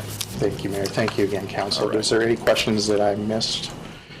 Okay, I have lots of fun reports, details, and I And you apologize. can share that privately That's with them okay. later on. Yes, Just say the word. With that, we move to our consent agenda. These items are considered routine in nature. Do I hear a motion to read by title only? So moved. Second. Moved and seconded. All those in favor signify by saying aye. Aye. Any opposed? And with that, Laura McAloon, our city attorney. Thank you, Mayor. Your consent agenda consists of a motion to dispense with the reading of the minutes of the regular meeting of February 25, 2020, and approve them as submitted. A motion to approve accounts payable disbursements totaling $289,631.12. A motion to approve accounts payable disbursements totaling $109,144.54. A motion to approve various disbursements totaling $859,500.69. Resolution number R-7-20, a resolution pre-authorizing the acceptance of U.S. Department of Transportation, Federal Aviation Administration Airport Improvement Program grant monies for multiple Pullman Moscow regional airport projects supporting the relocation of runway 624 and terminal design. Resolution number R-8-20, a resolution accepting a waterline easement from WAWSU Holdings, LLC, a Delaware limited liability company. Resolution number R-9-20, a resolution accepting a stormwater easement from WAWSU Holdings, LLC, a Delaware limited liability company.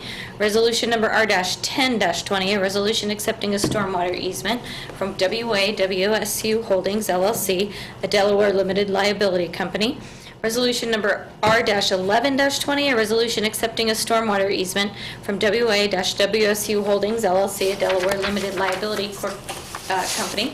Resolution number R-12-20, a resolution accepting a stormwater easement from WA-WSU Holdings, LLC, a Delaware limited liability company. And resolution number R-13-20, a resolution accepting a fiber optic easement from WA-WSU Holdings, LLC, a Delaware limited liability company.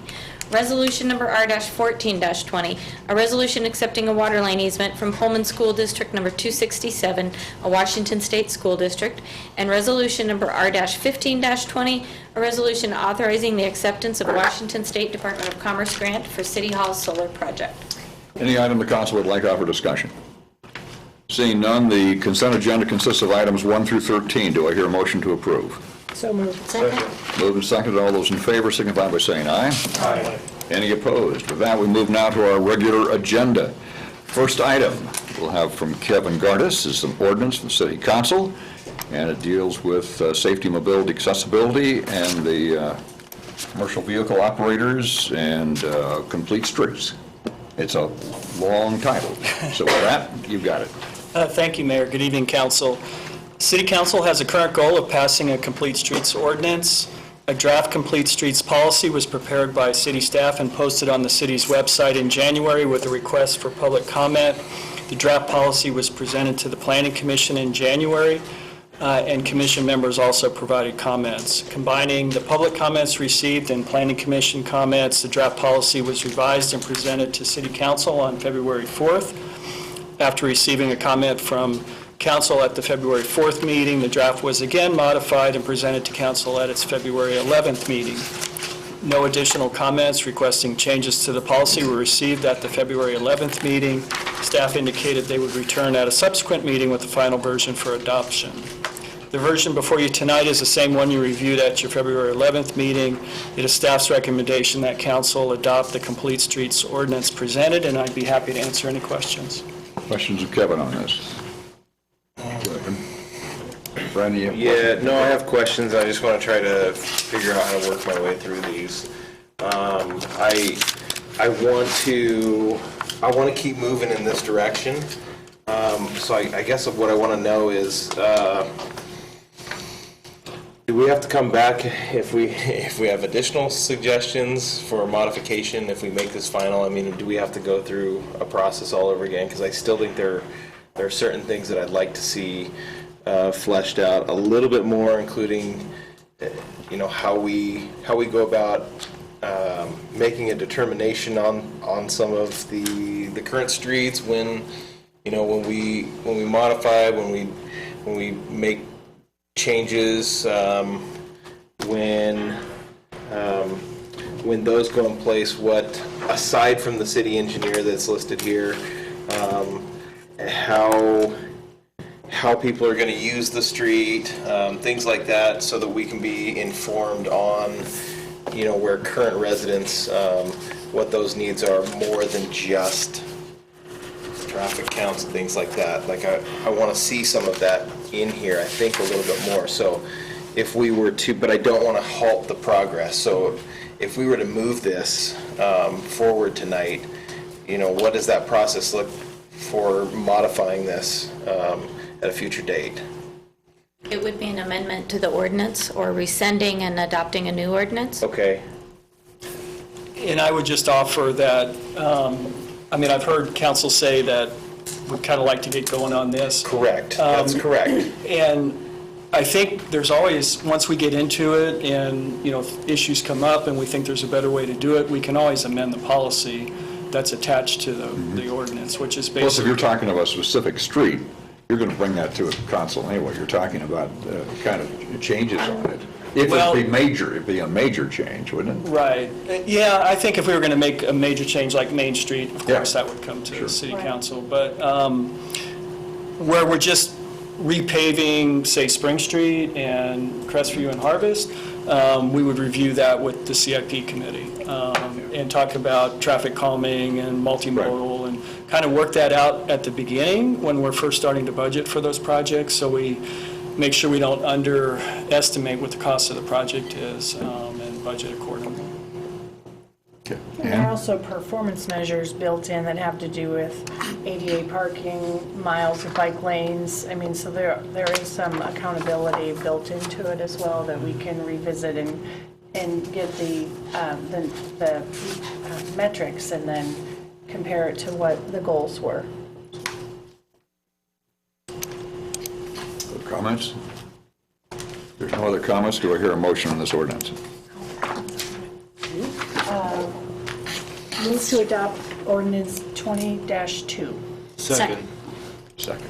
Ordinance number 20-2, an ordinance of the City Council of the City of Pullman, Whitman County, Washington, adopting a complete streets policy which provides for the safety, mobility, accessibility, equity, and connectivity of pedestrians, bicyclists, transit patrons, emergency services, and freight and commercial vehicle operators, and other matters properly related thereto.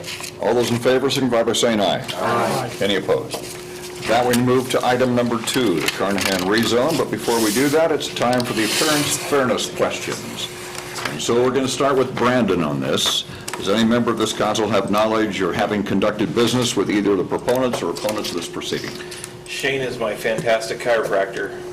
Okay. So That's your Dr. Carnahan doing that, yeah. So as long as you're sitting up straight, you're okay? Yeah. Okay.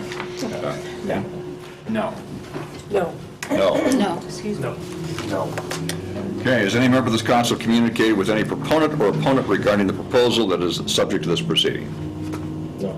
No. No. No. No. No. No. Does any member of this council have either financial or personal interest in the outcome of this proceeding? No. No. No. No. No. No. No. Does any member of this council know whether or not their employer has a financial interest in this matter or has an interest in the outcome of this proceeding? No. No. No. No. No. No. No. Does any member of this council live or own property within 300 feet of the area which is subject to the proceeding? No. No. Does it count if your parents do? I don't think so. More than But 300 feet. No. No. No. No. No. Does any member of this council have any special knowledge about the substance or merits of this proceeding which would or could cause the council member to prejudge the outcome of this proceeding? No. No. No. No. No. No. No. Is there any member of this council who believes that he or she cannot sit and hear this matter fairly and impartially, both to the respective positions of the proponents and opponents of this proceeding? No. No. No. No. No. No. No. And finally, is there any member of the audience who, because of the appearance of fairness doctrine, wishes to disqualify any member of the council from hearing this matter? And if so, state the name of the council member and the reason or reasons why you believe that member should be disqualified because of the appearance of fairness doctrine. And seeing none, we will now continue on. Mayor, can Yes. we explore on the record Councilmember Chapman's no response, or the chiropractor response? Right. Yeah. So let me read to you from the appearance of fairness Sure. language in the rules of procedure for the meetings. So it says, members of the city council should recognize that the appearance of fairness doctrine does not require establishment of a conflict of interest on any matter pending decision, but merely whether there is an appearance of a conflict of interest to the average person. Prior to each quasi-judicial hearing, each city council member should give consideration as to whether a potential violation of the appearance of fairness doctrine exists. If so, no matter how remote, city council members should disclose the facts to the mayor, who will seek the opinion of the city attorney, which will be communicated to the remaining city council members. So I guess with that in mind, Yeah. it's actually the way that you said, disclosed it with favorable words. Yeah. So can you disclose more about the length of your relationship, the how close of a relationship Sure. you have with the applicant? Yeah. So I have, I've seen Dr. Carnahan for 6.5 years now, and my wife has seen him frequently, and he's very gifted at what he does. So I feel blessed that he's been our chiropractor in an area that doesn't have a lot of chiropractors. So yeah. So given the standard of it creates even an appearance of a conflict of interest to the average person, do you think that close of a relationship would create that appearance? Yeah, I don't feel that way, but if somebody feels that way, then they could certainly bring that up. I just want to be sure that it's on the record, because Sure. that it creates a basis for someone to challenge the decision ultimately. Sure. And if there's any question in your mind, then my advice is always to go ahead and recuse yourself from Okay. the proceedings, but it's your decision. Don't want to put anybody in jeopardy, so I'd be happy to recuse myself. That's a good decision. Okay. Okay. With that, In that case, then Councilmember Chapman should actually leave the room for the pendency of this matter. Correct. now had you not used all the adjectives to describe him, you may have been able to sit through here. Okay? I feel I can't talk about Shane's work without using the word phenomenal. So. Now you really need to recuse yourself, okay? Yeah, okay. Excuse me. That, Pete, it's up to you to make the presentation here. Thank you, Mayor. This proposal was filed by Shane and Hallie Carnahan from Carnahan Chiropractic. The property involved is about 0.8 of an acre in size. It's situated at 50 Northwest Terraview Drive, near the corner of Northwest Terraview Drive and Grand Avenue. The applicant's request is to change the zoning from R2, low-density multifamily residential, to C3, general commercial, and revise the comprehensive plan map accordingly. Upon review of this application, staff believes that it should be approved. We feel it's a reasonable expansion of commercial zoning at the site that would be compatible with adjacent land uses. Access, as noted in the staff report, is an issue with the subject property, but that matter is being addressed by the Public Works Department through its mitigated determination of non-significance, and the applicant is happy to cooperate to move their driveway farther from the intersection, which is the issue. On January 22nd, the Planning Commission conducted its public hearing on this application, and after taking testimony, the Commission voted unanimously to recommend approval of this proposal. As you'll recall, Council, by state law, you're not allowed to take any new evidence on this case, so the action requested is to act on the resolution and ordinance before you. The resolution pertains to the comprehensive plan map amendment, and the ordinance applies to the zone change. So I'll be happy to answer questions. Questions of Pete on this? So, Okay. Al? in regards to the, sorry, Okay. yes. In regards to the driveway, where's that possibly going to be changed? It's going to move further to the west, as far to the west as possible, away Right from across the the fire station. Still on Terraview. Still off Terraview in the short term, but if there's any substantial changes that would be made to the property, an expansion to the building or something of that nature, then we'd work with them to have access go to the north at the Auto Body Supercenter site and share an access with them.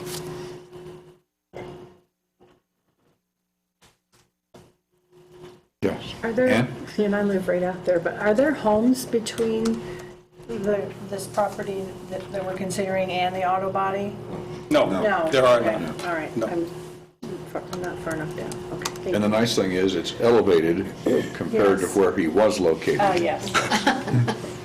Yes, We're very happy to have dry land for you for sure.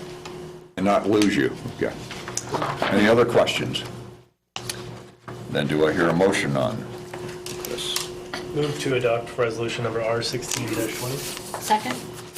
Moved and seconded. Would you read that, Laura? Resolution number R-16-20, a resolution amending the official comprehensive plan map of the city of Pullman from low-density residential to commercial for the real estate herein described, consisting of 36,620 square feet, located at 50 Northwest Terraview Drive.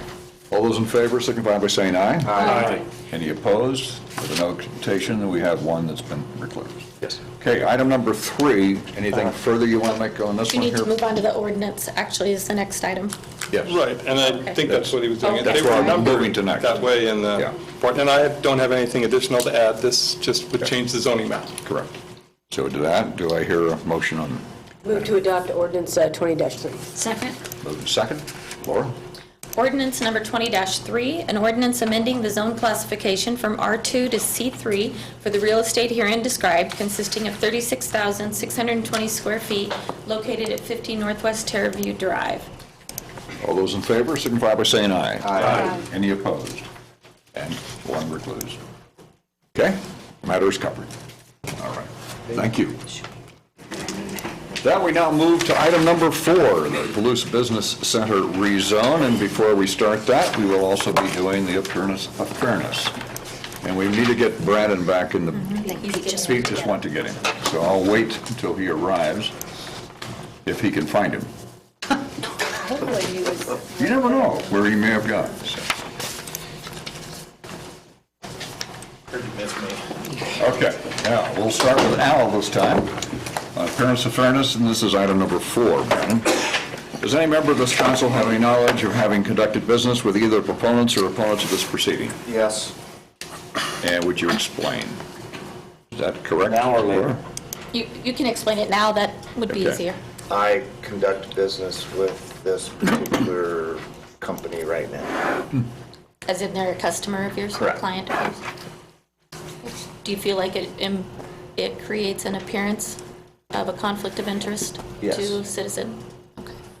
Then I would recommend recusal, if that's the case. I'm out. Okay. Now or later? Can you bring back some details? You can leave now, actually. Okay. So now, Dan, you've heard the question. There's a Okay, problem with the ends right now. I know. No. The bookends, we're going to have some aware. problems tonight here. No. They know. No. No? No, No. no. Which one are we on? We are on number 1. Does any member of this council have knowledge of conducted business with Oh, no. the proponents? And we're talking about the Palouse Business Park. No. Okay. Okay, so since Al is already out, I'll start with Dan here. Has any member of this council communicated with any proponent or opponent regarding the proposal that is subject to this proceeding? No. No. No. No. No. No. No. Does any member of this council have either a financial or personal interest in the outcome of this proceeding? No. No. No. No. No. No. No. Does any member of this council know whether or not their employer has a financial interest in this matter or has an interest in the outcome of this proceeding? No. No. No. No. No. No. No. Does any member of this council live or own property within 300 feet of the area which is subject to the proceeding? No. No. Nope. No. No. No. No. Does any member of this council have any special knowledge about the substance or merits of this proceeding which would or could cause the council member to prejudge the outcome of this proceeding? No. No. No. No. No. No. No. Is there any member of the council who believes that he or she cannot sit in, hear the matter fairly and impartially, both as to the respective positions of the opponents of this proceeding? No. No. No. No. No. No. No. And is there any member of the audience who, because of the appearance of fairness doctrine, wishes to disqualify any member of the council from hearing this matter? If so, please state the name of the council member and the reason or reasons why you believe that member should be disqualified because of the appearance of fairness. And seeing none, we will now proceed. And Al will leave the room, and we will get him back later. Okay. With that, Pete, now that we've excused council members left and right, so to speak. Yes. The resolution denying the proposal to amend the official comprehensive zone. Okay. Thank you, Mayor. This proposal was submitted by Kevin Kirkman of KIP Development LLC. The subject property in this case is 18.2 acres in size. It's located south of the hospital at the southwest corner of Clearwater Drive and Bypass Drive. The applicant's request is to change the zoning of this parcel from C3 General Commercial to R4 High Density Multifamily Residential and amend the comprehensive plan map appropriately. As noted in our memo, planning staff is recommending denial of this application, primarily because this property is part of a large expanse of commercially zoned land that's adjacent to a major arterial street, that being the South Bypass. And staff believes this land should be retained in a commercial category to promote local business growth. The Planning Commission held its public hearing regarding this proposal on January 22nd, and it heard comments from the applicant and a neutral party.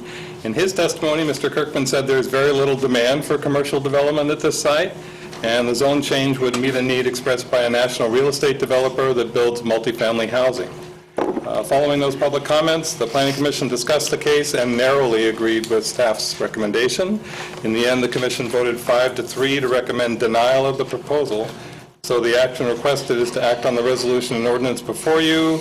As with the previous case, the resolution addresses the comprehensive plan map, and the ordinance relates to the zone change, and in accordance with the Planning Commission recommendation, these are both set up for denial. If you wish to make any changes to these, then staff will do as directed. So with that, I'll be happy to answer questions. Questions of our planning director?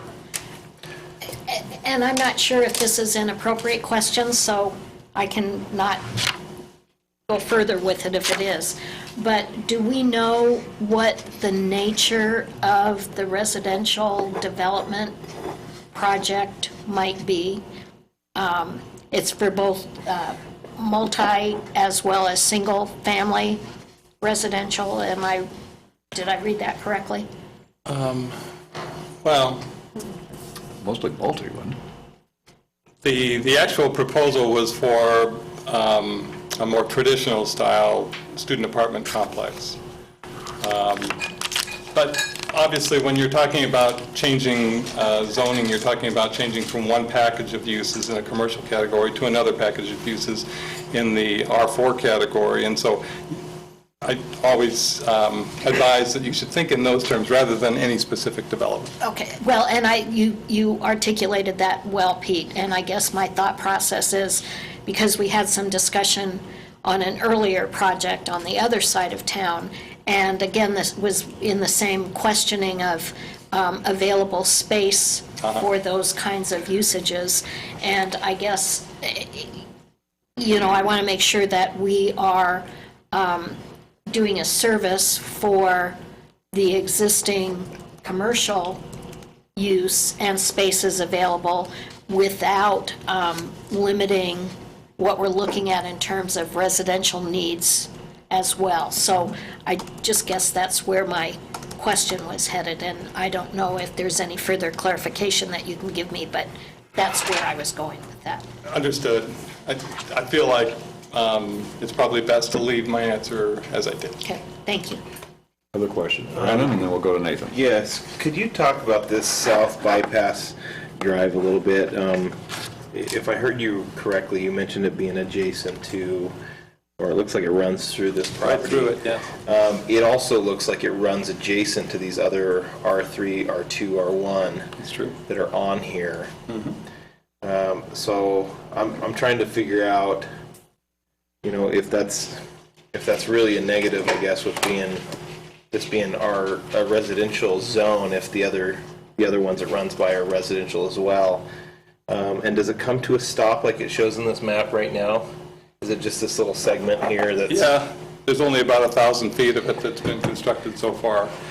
One could certainly make an argument that there isn't much difference having the south bypass run through residential property versus commercial, since that is the plan, to have that south bypass extend to the east to that residential property that's east of the property that we're talking about tonight.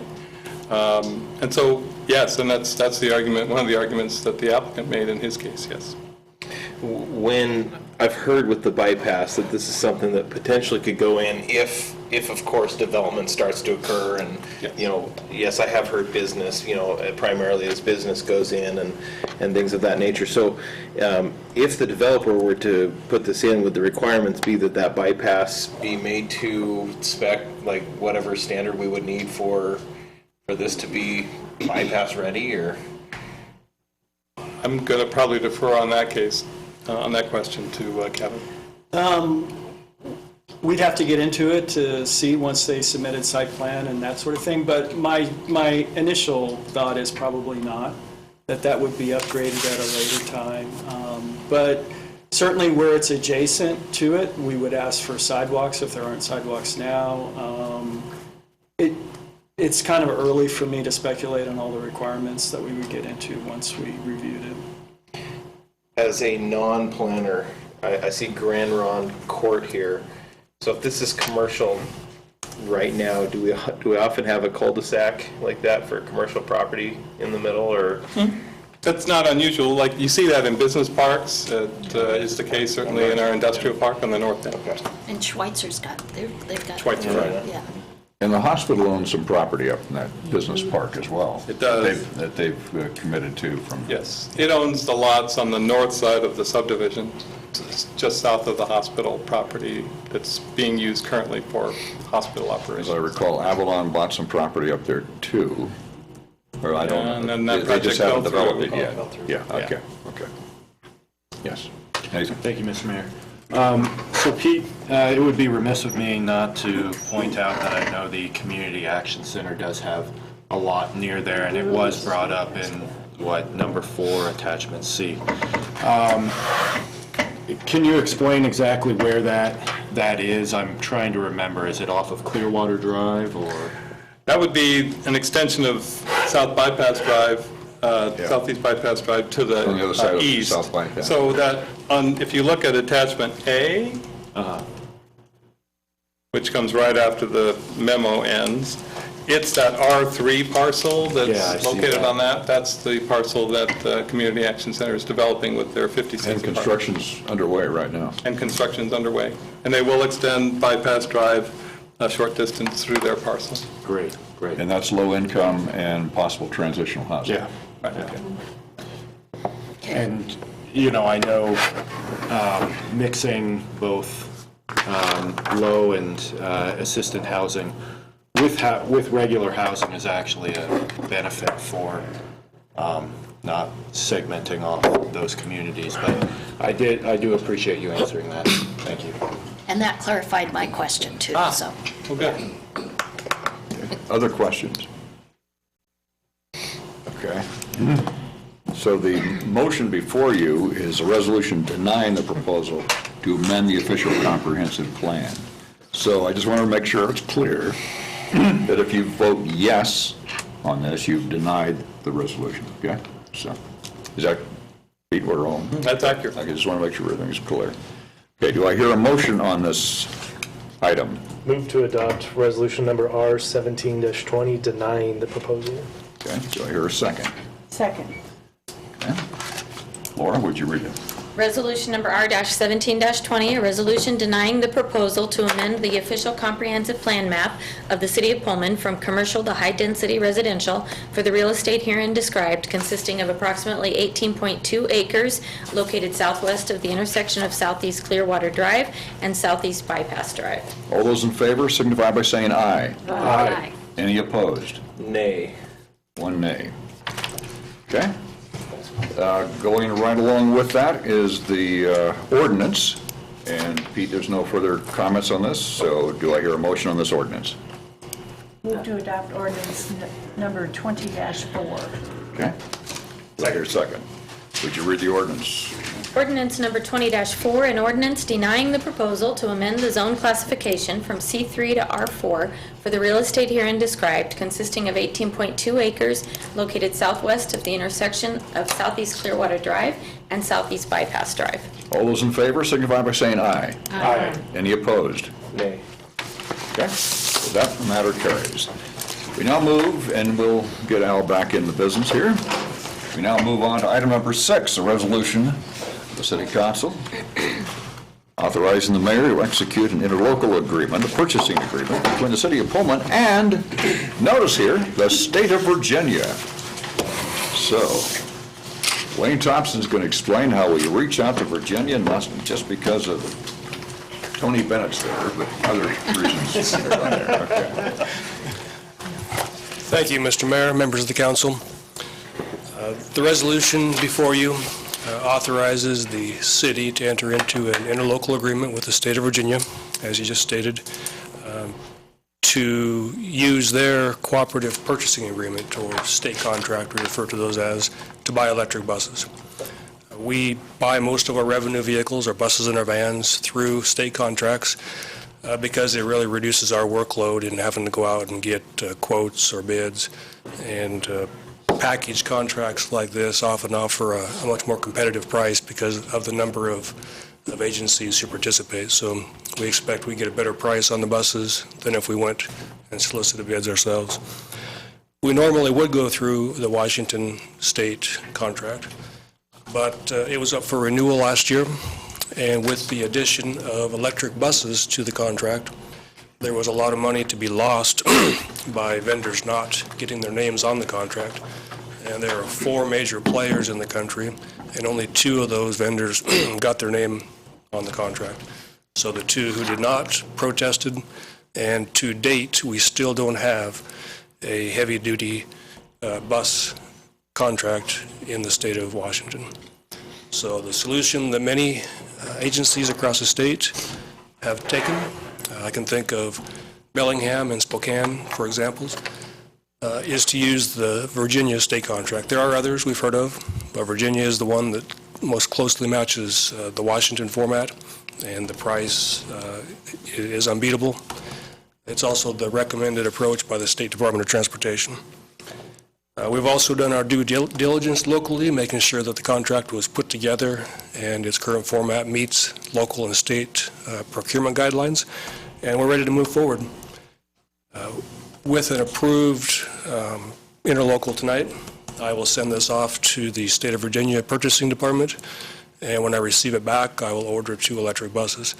And within 15 months, we expect to have those buses on the ground here in Pullman. So I look for your support in authorizing this interlocal through approval of the resolution. Happy to answer any questions. And how's the infrastructure coming so we can support the charging of the buses? Good. I believe this month, within the next week, there'll be a walkthrough scheduled for contractors. I think April 14th is the date for opening of bids. So we'll have it done well in advance of the bus arrival. Great. Any other questions of Wayne on this? And if not, do I hear a motion on this resolution? Move to adopt resolution number R-18-20. Second. Moving second, Laura? Resolution number R-18-20, a resolution of the City Council of the City of Pullman, Washington, authorizing the mayor to execute an interlocal cooperative purchasing agreement between the City of Pullman and the State of Virginia. All those in favor signify by saying aye. Aye. Any opposed? That Wayne, go ahead and make that order. I think you're 3 hours ahead. It's a little midnight now, so it's the next day, so you can probably get going on that. Our next is a motion to approve the pursuit of the Assistance to Firefighter Grant for fiscal year 2019. And with that, we have Ray Lamoureux, who's our Deputy Chief, Training Chief, and also the person who handled IT tonight to take care of our finance report. So we thank you very much, Wayne, for your expertise. I'm sure Mike Urban's very appreciative too. So. Thank you, Mr. Mayor, Council. What you are what I just passed out is a updated table from what you got in your packet. We were able to get some more updated numbers for the wildland vehicle. Decreased the price from $715,000 down to $450,000 for the vehicle. So that brought down the overall grant price as well as what the city match would be. So we saved about $30,000 in what the city match would be based on what that overall vehicle cost was going to be. There's three things that we're seeking approval to pursue through this grant. Early last year, the fire department presented to council the WSRB report, and the direction we received back from council was to continue to try and lower that WSRB score and make us a solid 4, and excuse me, move forward to a 3 later down the road. So this first piece really plays into council's direction to the fire department. We've really never had a officer development program here in Pullman, and when I got here, that was one of the gaps that I identified, and with the help of Chief Heston and some of our line staff, we were able to put together an officer development program, and this fire officer training is part of it. And what this grant would do would alleviate all but $10,100 of the city to move this forward. So FEMA would pick up $90,900 of that, of what it would cost us to put those classes on. The next one is equipment grant.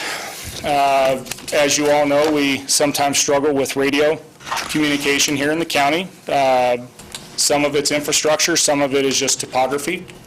And when we purchased the portable radios back in 2016, the fire department was forward thinking, and when they bought the chargers for those radios, they bought them with the built-in mobile repeaters. So we have mobile radio repeaters in every fire department vehicle. However, the radios that we have in those vehicles are unable to interface with those repeaters. So should this grant be granted from FEMA, we would be able to bring all of our radios, including the command vehicles, up to digital formatting radios, and they would interface with our repeaters, which would increase our communications, not just here in the city, but when we get called out for mutual aid in the county. The last one is the wildland vehicle, and that is, excuse me, the replacement for Brush 31. Brush 31 is about 19 years old, so it's due for a replacement, and really this would just be a savings to the city as far as who's going to pick up that bill. FEMA would pick up roughly $409,000 of it, and the city's obligation would be $40,910 should that grant be granted from FEMA. Understanding that these are all competitive grants, the submission date is Friday. We found out about these about the end of January. We had some other priorities that we had identified from last year's grant process.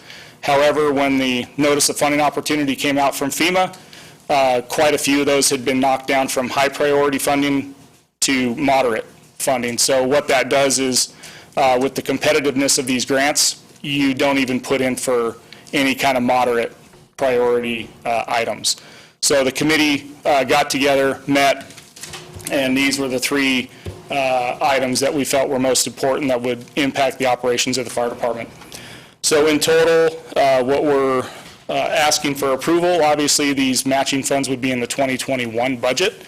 So again, we always have the opportunity to turn these grants down should this matching money not make it through the grant or make it through the budget process here coming up later in the year. I would entertain any questions. Questions of Ray on this? This basically gives you the go-ahead to go for the grants. Correct. Now, I know that federal money is now being for federal emergency management and everything else tied up with COVID. So we don't even know if they're going to even have that money even available because they're dispersing money in different directions right now. Correct, and we don't even know when these monies would be available if we are successful in the grant process, because I'm slated to go back here at the end of March and April to be a grant reviewer for them for this process. But with everything that's going on with COVID-19, and it's not uncommon for them to commandeer the National Fire Academy for quarantine purposes. I don't even know. As the state tried to do with our academy. Exactly. So I don't even know if the grant review process is going to go off as planned. So we're hopefully going to move forward with your approval as if it is, but we really don't know when those funds, if we're successful, will be available.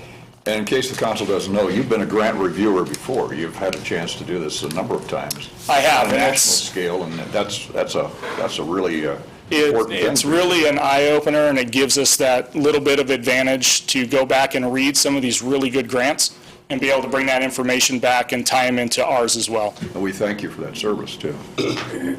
And with that, do I hear a motion on this? Move forward. Second. Okay. Moving second for a motion to approve pursuit of the Assistance to Firefighter Grant. All those in favor signify by saying aye. Aye. Any opposed? That, go. Thank you. Get it submitted as quickly as possible, before Friday. Okay. Is there any new business to come before the council tonight? Mayor, I got something really quick. Okay. I apologize, I'm not a big thing, but I think it's kind of a neat thing. And so I think some of you received the email, Adam had scanned in some letters that we got from some kids. Yeah. So I just wanted to share that, and as well as other people being able to see these, and I'll pass around the actual cool copies that the kids drew for us. So the letter came from some folks on Harvest Drive. Yes. Yeah, it says, Pullman council members, we'd like to take a moment and thank you for your support and involvement in putting a crosswalk on Harvest Drive. We appreciate your willingness to create a safer environment for the kids who walk down Harvest Drive on their way to school each day. We also appreciate that the city council gave our children an opportunity to speak to the council about the crosswalk. It's important for kids to learn civic engagement at an early age, and this provided them with a very positive learning opportunity. Several of the kids who live on Harvest Drive came together a few weeks ago to write thank you cards or draw pictures, depending on how old they are, to thank you for the new crosswalk. Enclosed, you will find their cards. So just wanted to bring that up and let everybody see those, and there you go. Eileen. And it is in need of a little bit of touch-up. Yeah. As soon as the weather gets a little... Okay. Okay. Seeing no other new business, we will be adjourning to go to an executive session at this time that pursuant to the RCW 4230-110, conferring with legal counsel representing the city concerning potential litigation or legal risks of a proposed action or current practice the city has identified when public discussion, litigation, or legal risk is likely to result in an adverse legal or financial consequence to the city. And we will be going for a 10-minute executive session. We will start at, let's say, what works good for you, Laura, on this? You want to do it starting at 9:20? Yeah, I think give people time to... Give time to people again? And then we will adjourn at that executive session at 9:30. With that, we now adjourn to an executive session.